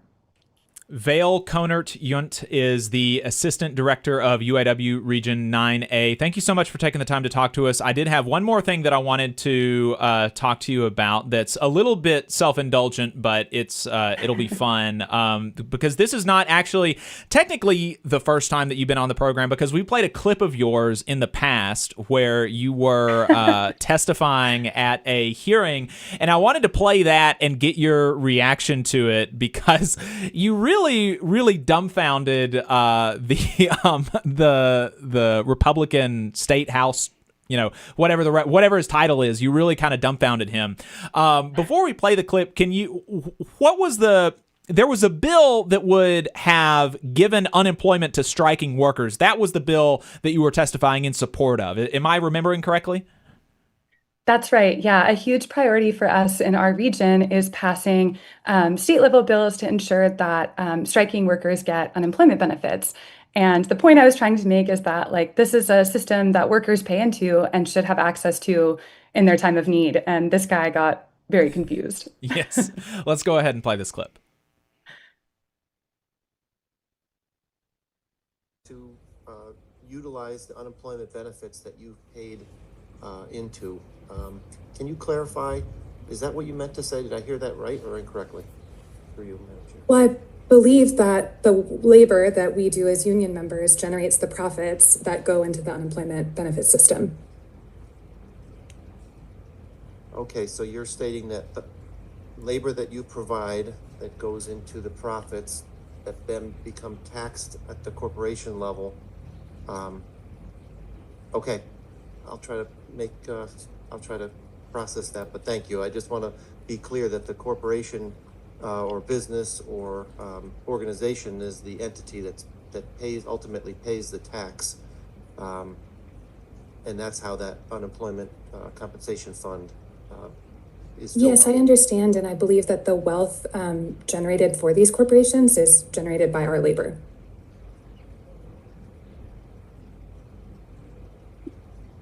Thank you. Thank you. I don't know why that's so interesting. It seems kind of clear to me. Okay, so he was where does he think the value comes from that the employers then pay into the, does he think it just kind of appears by virtue of the fact that the businesses have money, or what is his theory of the case? He's probably still thinking about that one. He seemed really confused. Bless his heart, as we say. Yeah, bless his heart. Yeah, I thought. Did that bill pass? Unfortunately, no. In part because Governor Ned Lamont of Connecticut, a Democrat, vetoed it. Wow. And yeah, it's really a bummer when people who are elected as Democrats, ostensibly with the support of unions, do not have our back. And that's something we're trying to change here in the UAW, one race at a time. So hopefully we'll get there. All right. Well, Vail, I really appreciate it. It's been a pleasure having you on, and keep doing God's work up there in Boston. Y'all too. Thank you so much. This is like a dream come true for me. It's great having you on. Really enjoyed it. Thank you so much. Thanks. Have a good one. You too. All right, folks. 844-899-TVLR is the phone number if you'd like to leave us a voicemail. You can do that at any time, 844-899-8857. You can also leave us a text message or send us a written note at tvlr.fm/contact. We had some chats that I wanted to respond to, and then we will play the interviews that I did at BP in Whiting. Let's see. Stussy said 600 local IATSE, presumably local 600, had a member running for Congress in Georgia, lost the runoff. That's unfortunate. The Wary Traveler asked, how effective would the Faster Labor Contracts Act actually be? Seems like they could just slow walk the second contract, and forced arbitration could potentially set a bad precedent depending on when binding arbitration happens. Yeah, I mean, that's a concern. Like I said in the chat, and you said you'd watch it, we did a video on this and we addressed that as a concern in the video. So go watch that video. But the long and short of it is basically, look, Right now, the status quo is if you win a union and you have an obstinate employer, the status quo is no union contract, no raises, an aggressive anti-union campaign, and attempts to decertify the union. What the Faster Labor Contracts Act would do is it would make the status quo a first contract, which will almost in basically every case be at least better than things as they exist. And it would give the union 2 years to enforce that contract, develop a base among the membership, and demonstrate credibility and a capacity to fight the employer as they are gearing up towards the second contract. I mean, it would make the status quo really be the second contract as the big fight. But instead of, now it takes it's been 4 or 5 years to get to even the first contract. Now, by year 3, you will have already had the experience of having had a first contract, of having enforced the first contract, and then moving into the contract negotiations for the second contract. So, it makes the status quo better in basically every way. It's not revolutionary, right? There's lots of things that it could do that would make it better, but I do think that it makes the status quo better with respect to first contracts in basically every way. I don't really see a downside. Not as good as the PRO Act, obviously, because it's just one provision of the PRO Act, but I do think it's good. Check out the video for the full breakdown of that. All right, let's play my interviews from Whiting, Indiana, with locked out BP workers. I'm here with Randy Gorney, a process operator at BP here in Whiting, Indiana, speaking in his personal capacity, not on behalf of his employer. He's also an assistant griever for the United Steelworkers Local 7-1, who have now been locked out by their employer for the last nearly 3 months. They were locked out on March 19th. Randy, thank you so much for taking the time to talk to me today. Happy to be here. Can you, for people who are not, process operators or they don't work in a refinery, can you talk a little bit about the job? What does that look like on a day-to-day? You go in, you clock in. What does that look like? So we keep equipment running, we keep production moving, we prepare equipment for maintenance to repair. We make sure that our targets are met on production. That's it in a nutshell. And what do some of the other people that you work with do? Like what happened? Can you talk about what happens in the refinery? In what capacity? I'm sorry. Just generally, like what do the rest of your coworkers do? Okay, certain units they process through distillation. Other areas, like my area, we consider oil movements, and we just take products that are finished and unfinished and move them where they need to go, send them out to customers, make sure that specifications are met. That goes off to the lab, our internal lab, an external lab. We take samples, send them out. Said our maintenance department will take equipment that is not working correctly, we'll lock it out for them, make it safe for them to work. They will do what they need to do in terms of verifying zero energy to confirm safety on the electrical side. We will confirm zero energy on the process side. And depending on what craft it is, they have their own parts. Some replace pumps, some replace piping. You've worked at this refinery for 21 years now. Did you have family that worked in the refinery? Like, what made you want to go into this work? I lived in the area, seen people that worked in the refinery, and they did okay for themselves, and I figured this would be a nice job. And when the job became available, I put in for it. I have a mechanic background. I was initially planning to go to be a machinist or a pipe fitter, but an operations job became available and I gave it a shot. They wanted someone who had some mechanical background, so as you're running a refinery, you understand a little bit of why something is broken. Thought it was a good fit, so I went for it and it worked out. And the, it's been union your whole time that you were there, right? Yes. What's the relationship been like between the union and BP for most of your career? Previous to 2015, it was a fairly tame, comfortable relationship. We would see our contract come up, we'd go to the union, we'd vote on it. They'd say everything looks like it's going to stay kind of status quo, and we'd roll with it, and that was it. 2015 came around, that was a contentious contract. We went out on strike for that. It was roughly 3-ish months, I believe, we were out, and after that it's not been quite as cohesive. What changed in 2015? I don't really know. That was, company was asking for us to give up a lot of language that we had on our worker protections. And I know a big thing that they wanted was a very long strike notice. It was one of the bigger sticking points. Without going back and looking, though, Right. Yeah. Do you recall, like, roughly how long the strike notice that they were wanting was? 120 days. 120 days. You're locked out right now. Did they give you all 120 days notice before they locked you out? No, they did not. Okay, that's interesting.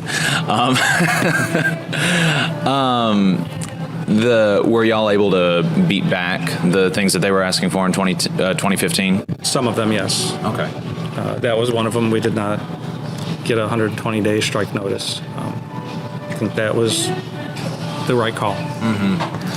And so, moving back up to I guess before we get to the present, you mentioned that the relationship has felt a little bit, you said less cohesive. Can you give people some color to that? Like what are some of the examples that you have in your mind when you think, when it sounds like to me the relationship has been strained? In general, the relationship between management and the union workers pretty easygoing. If management needed something, they'd come to the workers and just ask, and we would get things done. At the same time, if something happened on the hourly side where we needed something from management, we'd be able to go and work with them on it with little to no pushback, as long as it was a reasonable request on both sides. Right. That's something that has completely changed. There's no leeway on anything. It's very rigid and less personable. Do you have anything in mind when you're thinking about that? Like any specific examples? Yeah. Okay. Yeah. So this doesn't really apply in all situations, but I know I've saw this in the past and it no longer happens. If someone was expecting to do something and they got drafted for a shift, but they were able to work it out with a coworker where someone could stay over an hour and cover that person's shift, and then they would in turn pay that person back. They would just let their shift supervisor know, and that would be fine. That's no longer allowed. It's contract by the hours, by the book. Right, like if the person who was taking over for you needed to pick their daughter up from school or something, they could text you and say, hey, Randy, can you stay a little later? I'll be in at 4 instead of 3. That used to be something that you could do, and now you can't. Why do they say? What's the reasoning for that? That would be a management question. I really don't know. Because it really strikes me as not, I don't see any issue with it if everyone could work with it and the supervision is on board with it, where it doesn't affect any production or any pay. Right. I didn't see the harm in it, but it's something that we no longer do. And so then moving up to today, like I started with, y'all been locked out for 3 months. Can you tell people what the why that happened, what the disagreement has been over? There's so many things.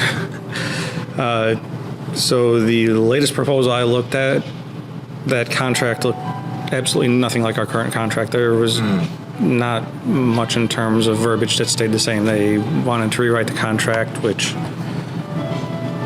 is in itself frightening because there are many things outside of just the basic contract that it affects. We have MOAs, which is Memorandum of Agreements, which if we change the language in the contract, then does the MOA even apply? Now they want a 150-day strike notice, not 120. They're pushing for even more than they asked for in 2015. There's verbiage in there that gives management rights to change things at their whim. They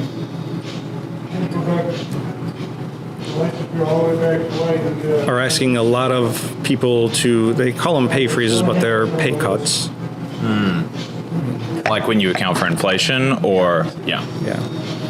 So when inflation is the highest in the country and the company is making a lot of money, they're asking their workers to give up a lot. Sorry, on the spot, those are some just key points. Yeah. So they're requesting wage freezes for how long? Not for all positions, just for some positions. Okay. So the operations specialist field, which is what I would technically fall into, that position is going to be eliminated. And the people who are currently there will be frozen until the highest position operator catches up to that. They came out with a chart on it. I don't have it in front of me. Otherwise, I'd be able to give you more information on that. Yeah. When you said that they could, that one of their proposals was a contract article that would have allowed them to change things at their whim, what sorts of things, and what does that look like? What are they proposing there? So it's worded in two separate sections of the contract proposal. Without it being in front of me, I don't remember the exact wording, but it said if wording it or paraphrasing it, I remember it being something along the lines of, if anything in this contract prevents us, the company, from doing what they would like to do, they could change it. Wow, that's crazy. Yeah, hold on. Do you mind me if I take a second? Sure, yeah. All right, we've called in some reinforcements. We've got a member of the bargaining committee here, Brian Yervig, also a Division III representative for USW Local 7-1. Brian, could you describe for folks the contract provision that Randy was talking about? As far as bargaining rights? Yeah. In their proposals, they are proposing that we give up our bargaining rights. Currently, we can bargain the effects of any changes. A lot of their proposals are basically saying that the company can change, modify, discontinue certain things at any time they choose, and they would notify us when they do that or after the fact without having to bargain those effects with us. Basically trying to, in my opinion, lessen the power of the union and implement whatever they want, whenever they want. Currently, with us being able to bargain the effects of things, we can bring up concerns to our members and also the surrounding community. They with us being able to bargain the effects of things, we kind of keep them in check. And basically they're trying to strip away the power of the union and be able to do whatever they want. And we would, if those terms were accepted, it would severely limit our power of protecting our members. You mentioned, several things that they wanted to change, among them that bargaining provision. You mentioned some wage, some classifications would have wage freezes. Is there anything else that you as a member of the bargaining committee felt was particularly egregious in their last, best, and final? They wanted us to have a 6-year contract, which NOBP is a 4-year contract. So in essence, that would put us off cycle with the 30,000 other USW oil members, which again takes away our strength in numbers. They also want us to, we currently have a 24-hour strike lockout notice. They want us to have a 150-day strike lockout notice, which, that also takes away power from the union. That is a tool for the union and the company. Right. It's like currently a 24-hour notice. That severely hampers part of our bargaining to give them 150-day strike notice. I asked Randy, but just to confirm with a member of the bargaining committee, they did not give you a 150-day notice that they were going to lock you out. Right now? Right. Correct, because our current contract is 24-hour notice. Right. So they gave 24-hour notice before they locked us out. They claim that it's for safety reasons, and also the main reason on their end is prior to negotiations, they prepare for it, as they should. But if they had a 150-day strike and lockout notice, they would not have to start preparing until either side gave a 150-day lockout notice, which under their proposal, we could not do that until the expiration date of the contract. Right. I'm glad you mentioned the NOBP, the National Oil Bargaining Pattern. That's, I think, a pretty important piece of this. Can you explain what that is and how BP reacted to the most recent round of the most recent pattern? So BP says they are not part of NOBP. They had been for I don't know how long, but they had been prior to this.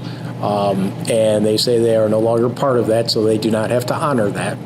They say the Marathon was the negotiator for this round of bargaining, and BP said that Marathon does not bargain their contract. Yet their proposal agrees to the wages for NOBP. And their current proposal is that we would get the NOBP wage increases for 4 years, and then they're proposing a 6-year agreement, and then whatever comes out of NOBP in the following contract would be honored, is their proposal. It's funny how they don't recognize NOBP, but then they're using bits and pieces of NOBP language in their proposal.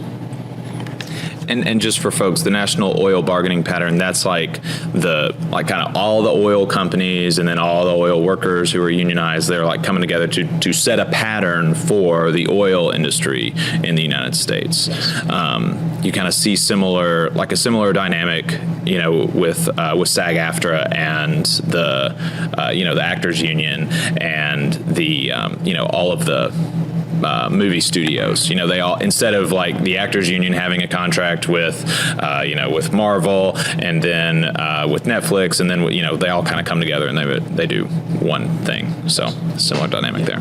And like with the NOBP, it's a few main topics. It's wages, it's health care, no retrogression, things like that. And then at the local level, that's where we discuss local issues, typically. Right. But this round, like I said, this round of bargaining, BP says they are not part of NOBP, so they don't have to listen. They'll listen to what they agreed to, but they don't have to follow it. Randy, what do you think it was about the last best and final offer that made people reject it? There was not one thing. There were so many things. The 6-year contract, which is getting us off pattern with all the other refineries. The management's rights, which basically nullifies any effects a union could have within the refinery.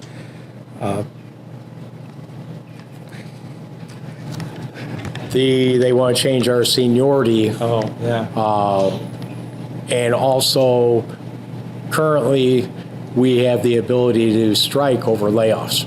They want to eliminate our ability to strike over layoffs, and they want to change our seniority language so that currently, if there was a layoff, basically, last person hired, first person to leave. They want to change it where they can lay off by department or craft line. So they could, if they determine that one unit over here is overstaffed, then they could eliminate people from that unit. It could be somebody that has 20 years experience, and you might have 30 people that have been here for less than a year. And that's one thing about being part of a union. A lot of it is based on seniority, and they're trying to take that apart. Also, the elimination of jobs that they had on there. Yes, that was a little bit frightening. Some of those jobs are, in my opinion, safety related, and I would prefer to be performed by a fellow union brother or sister. Yes. And a lot of the jobs that they are proposing to eliminate, they call them non-core craft lines. That work isn't going away. All they are trying to do is give it to contractors. That work is not going away. That all the positions that they're proposing to eliminate will be here tomorrow. Under their proposal, it'd just be done by contractors instead of people that have dedicated their careers to this company. And the contractors, the owners of those contractors would be getting a cut of it, while the workers would presumably, if it works the way that basically all of these work, the people who would be doing that job tomorrow would be making less money. I would assume so. I would assume that they would be, majority of them would probably be non-union contractors. And that's just a guess. I don't know that for a fact. But we've seen these things happen before, and we kind of know the trends. Yes. And, you mentioned the seniority, and so some people might be listening to this and they might say, well, what if, why should seniority be the most important thing? Maybe it's more efficient or whatever for a company to do, to do hiring and firing some other way.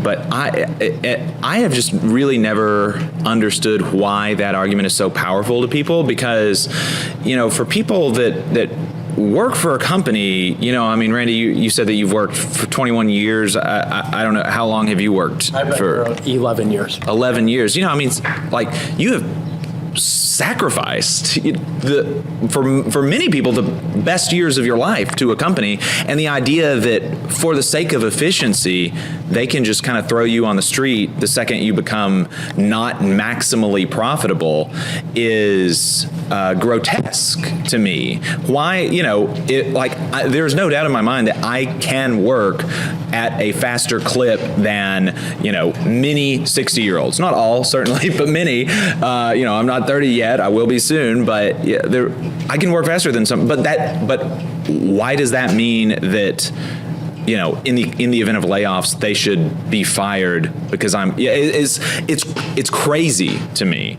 and really grotesque, and that's one of the things that they're trying to do. Right. And it's not all about, if someone can work faster or not. There's someone that's been here for, like Randy, for 21 years.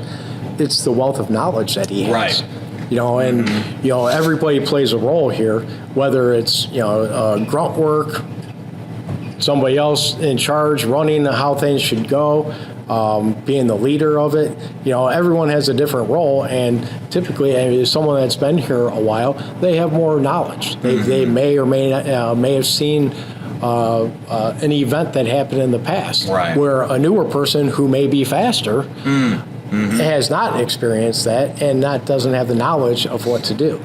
And so, they should value your experience and knowledge, because in the oil industry, that is critical. When there's a mishap or a process upset, it's the knowledge is what, the process upsets are going to happen. Right. But as to how quickly you can resolve them is what's important. How quickly you can resolve it and how safely you can resolve it. And that's where experience comes into play. The lockout is nearing its third month. Randy, can you talk about what that has done, like what that experience has been like for you and your family? As you can imagine, stressful. After 2015, I said never again, and we have a nice little nest egg to move us along and help. Many of us have done that. After 2015, we know that the company is willing to do this to us now. They're willing to not negotiate. They're not willing to help their employees in what I think is a fair way. However, it's really hard to tell your family there's no income coming in, things that we would normally do aren't happening. Birthday parties that we're going to have, those are just going to be small family get-togethers now.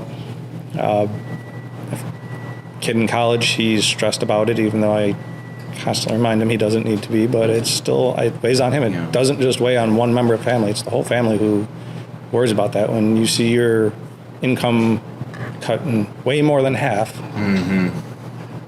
and you're depending on savings, not knowing when the end is coming. Right. At some point, the savings run out, and now trying to find a job on your resume, BP, on lockout, how do I get a job? Because they don't want to hire me. As soon as this lockout's over, you're going back probably.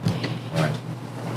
And I can't look them in the face and say, no, I'm not going to. Right. Because that's where we're at. That's the reality of the situation. I don't wish it upon anyone. It's horrible. Brian, what about you? Like Randy said, it's going to affect people's savings. Basically, everyone's putting their lives on hold, as far as, doing things, whether it's a vacation or home improvements that they may have had planned. A lot of things get put on hold.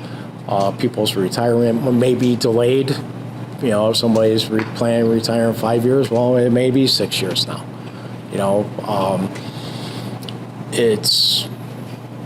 And it affects, like Randy said, it affects your whole family. Everyone, not everyone, but the people who work here, they may or may not be the main breadwinner for their family. Or the only breadwinner for their family. So, they could be, you're going from the sole breadwinner to nothing, and that's stressful. It weighs on people.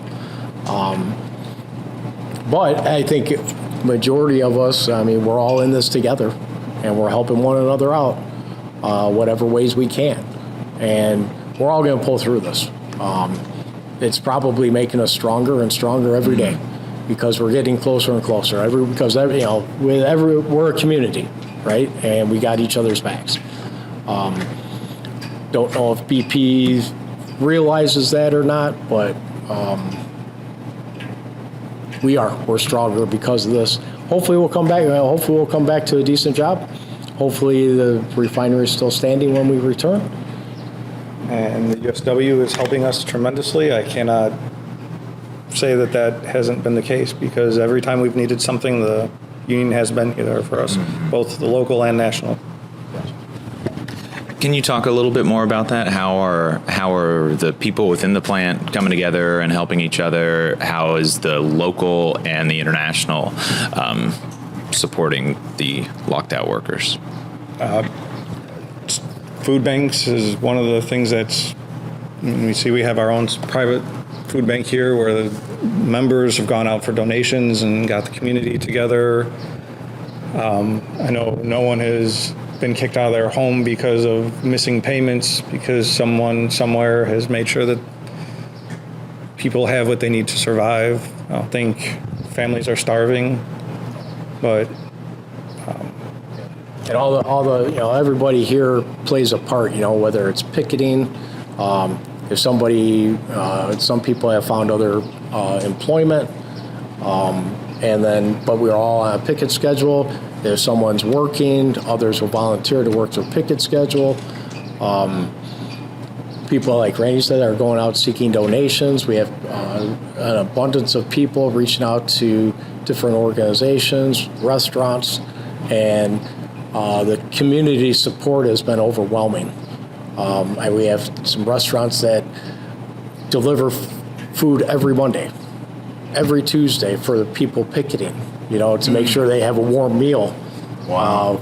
Either before their picket schedule or when they return. People make donations for household goods. They donate toilet paper, paper towel, diapers.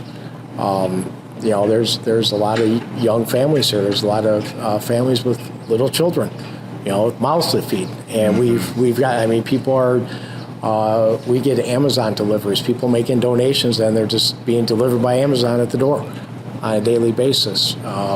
People understand that, we did not choose to not go to work. We're BP, British Petroleum, has told us we cannot come back to work. Right. And, they're advertising for jobs to, jobs to fill our positions, offering more than double what we currently make. It's with benefits. With benefits. Wow. It's just a shame. It's a shame.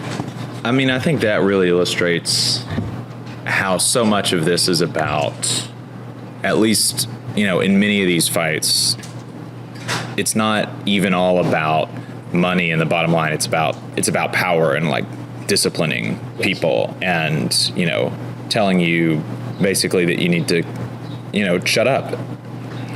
I think I personally believe that this round of negotiations is mainly about management's rights and trying to lessen the power of the union. That's, in my opinion, that's what this is mainly about. Sure, there's economics involved, but I think their main goal is management's rights and not having to take the input from the union before they implement something. Because BP is making a lot of money right now. Yeah, British Petroleum is making a lot of money. What they're making out of Whiting, I have no idea. But their first quarter profits were very high. Don't know what their second quarter profits are going to be. I suspect they're going to be high because of the war in Iran.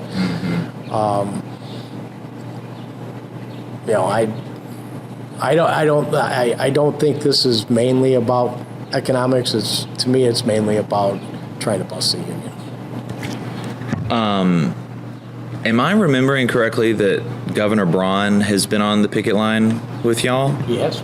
Yes. That's, pretty incredible. You don't see that often, even from Democrats who are supposed to be pro-union. Not very many Democrats go on picket lines. So, I think that really speaks to the sort of the clarity of what's going on here, don't you? I think Governor Braun understands that this is affecting 800 Hoosier families, not just members, but their families. And also, it's affecting others in the community, too, because without our paychecks, this is influencing the economy of others also, beyond our families. And he realized the fact that a lot of the people that are currently doing our jobs are not Indiana residents. They're from Texas, they're from Louisiana, Michigan. They're making money in Indiana and sending it back to their respective states. Right. You know, and sure, I'm sure they're spending a little bit of money here, but I would suspect most of their money is going back to their families, and which is in a different state. You know, so this is, you know, I think Governor Braun understands that, and I appreciate that he came down here and stood with us. Has there been any other notable, like, political or community support that you would want to mention? Frank Mervin's always been out here and supported us. Yes. And is he a congressman from this district? Yes. And there's been many politicians that have come out and been on the picket line or stopped by to see how we're doing. And the community, I mean, we have people drive by the picket locations. They'll drop off hot pizzas at the picket locations in the middle of the night. They'll drop off coffee and donuts in the morning. Just the community support has been fantastic. I will say that when I was on my way here, I passed two of the picket sites, and I was at the red light for maybe 30 seconds, and it really felt like every other car was honking in support of, I mean, it was, I was like, I was very happy to see that it's, you know, it really does seem like the community's behind y'all. It's been like that from day one. Yep. Yeah, a lot of them, you know, I believe a lot of people think that, you know, this is British Petroleum, a foreign-owned company, is locking out Indiana workers and then bringing in people from other states to work it. And they don't like that. They don't like it. Now, whether British Petroleum cares about what people think, you know, that's something you'd have to ask them. All right. Well, is there anything else y'all would want to say before I head to the picket line? And the lockout. And the lockout. Put us, you know, end the lockout and continue or begin negotiating in good faith, and let's come to a fair agreement for both parties and get everybody back to work. Randy, Brian, thank you for your time. Thank you. I am out here on the picket line at the USW Local 7-1 lockout at BP in Whiting, Indiana. Can y'all introduce yourselves? My name's Jacob. Mike Basham. Been with BP for 19 years. How long have you been with them? I've been with BP just under 9 months. 9 months. And what do y'all do? I'm a material handler, so I'm over at the Calais storehouse. I'm an operations specialist and also a maintenance coordinator for the oil movement division. What has this lockout been like for you and your families? Grueling, very grueling. It's not fun. This is my second work stoppage in 11 years. 2015 we were on strike for 100 days before we went back, and this just seems worse. It really does. Why is that? Because we really haven't had any communication. I mean, they just started talking again at the table within the last couple of weeks, but it just seems pretty bleak. Like, they're not moving. Company's not wanting to move. Jacob, what about you? I agree with that. This is my first union job, so it's definitely something new for me, and I'm getting used to. I'm just getting used to it, yeah. And the communication's not really the greatest, so that's definitely something. But yeah, it seems like the company doesn't want to move. You know, you mentioned that this was your first union job, so presumably this is also your first work stoppage, your first lockout. Yeah. You know, is there anything what are the things that are like surprising to you about this dynamic? Surprising. I think we didn't really get like that much of a notice. I mean, we knew that there was like that something could happen, but I think I got a call and then the next day we were out. So that's the most surprising, definitely. Before y'all were locked out, there was a last best and final offer that management or that membership rejected. Can you talk about, you don't have to say how you voted specifically, but can you talk about why the membership, majority of the membership felt like it wasn't good enough? I could say mostly it was the job cuts and the pay cuts. The company keeps saying that they're not going to cut anybody's pay, but what they're doing is they're cutting the maximum amount that were paid, but they're red circling employees to where you just wouldn't get a raise for like 3 years until that pay caught up to what you're making now, you know. So that was a big no-no for us. And again, just the job cuts, they want to cut a lot of maintenance folks, and then my job as the operations specialist, they want to get rid of that particular job, not necessarily cut people, but just put us back into,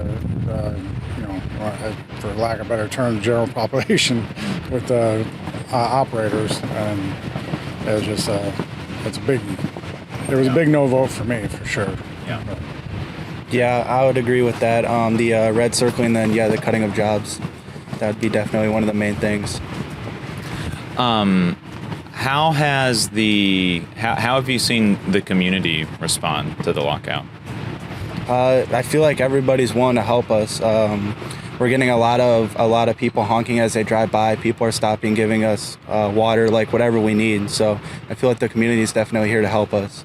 Yep, and we've had at least 3 of the local cities have had put in like local ordinances or whatever. I'm not sure what the actual term is for it, but they had their meeting, their city meeting, and they are basically saying BP needs to get back to the table, get us back to work. So that feels, at least somebody out there is, politicians wise, are listening to us. Yeah. My understanding is that BP is making like a lot of money. Is that right? Yeah, I don't think the conditions in the Middle East are helping our case right now, because they are making so much money off of the high price of oil and stuff right now. So that's not really helping us as far as right. It's not helping you because it's not putting pressure on the company, but it's like even less, of a moral justification for the company, because it's not like the company is losing money and they're like, oh, we have to do this or we're going to go under. They're making money like hand over fist because of what's going on right now, and that's giving them the leverage to try to push y'all to accept even worse as they're getting more. Yes, exactly. And I mean, we all know that this place hasn't been running as they should for this entire time. There may be times that they have, but we all know it's not running the way it could be if we were in there. And eventually, I think inventory levels will start to affect them, as they can't run as fast as they can to keep up on what they're selling and shipping and all that other stuff. So I think eventually that'll come to the table, or hopefully they'll start saying, yeah, we got to get these guys back in. But as long as they're making a lot of money. Yeah. What I'm hearing there is that you're hearing rumors or maybe confirm things, I don't know, that the scabs, like there's difficulties with production. Can you, what are you hearing? I just know from experience that, like, from 2015 when we were on strike, they ran at a lot lesser rates than what we normally run at, and back then we weren't even running on a normal basis as high as we run now when we're at normal rates or at max rates. But we just know. I mean, we've seen all the flares going off and everything, and that is an automatic drop in rates. And as soon as that stuff starts happening, if it's bad enough, and we've seen them going for hours out here, so I know it's like I said, they may be running at decent rates a lot of times, but I know as a whole they're not. Yeah, I just know it. They're just not.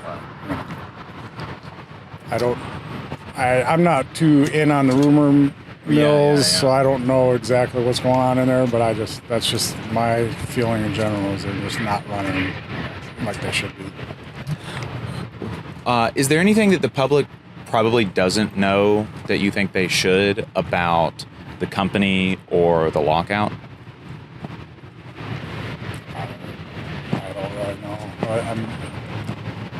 I mean, other than a lot of people have the misconception that we're on strike, and it is a lockout. We did not want to leave. They told us to leave, basically. Right. Yeah, that's what I would say. Yeah, that it's a lockout and not a strike. So yeah, we were forced to leave. Is there anything else that y'all want to say? Not really. Thank you for everyone's support. Hopefully it ends soon with a fair contract. Thank y'all for your time. All right. That's going to be it for us this week, folks. Appreciate everybody tuning in. We'll see you next week.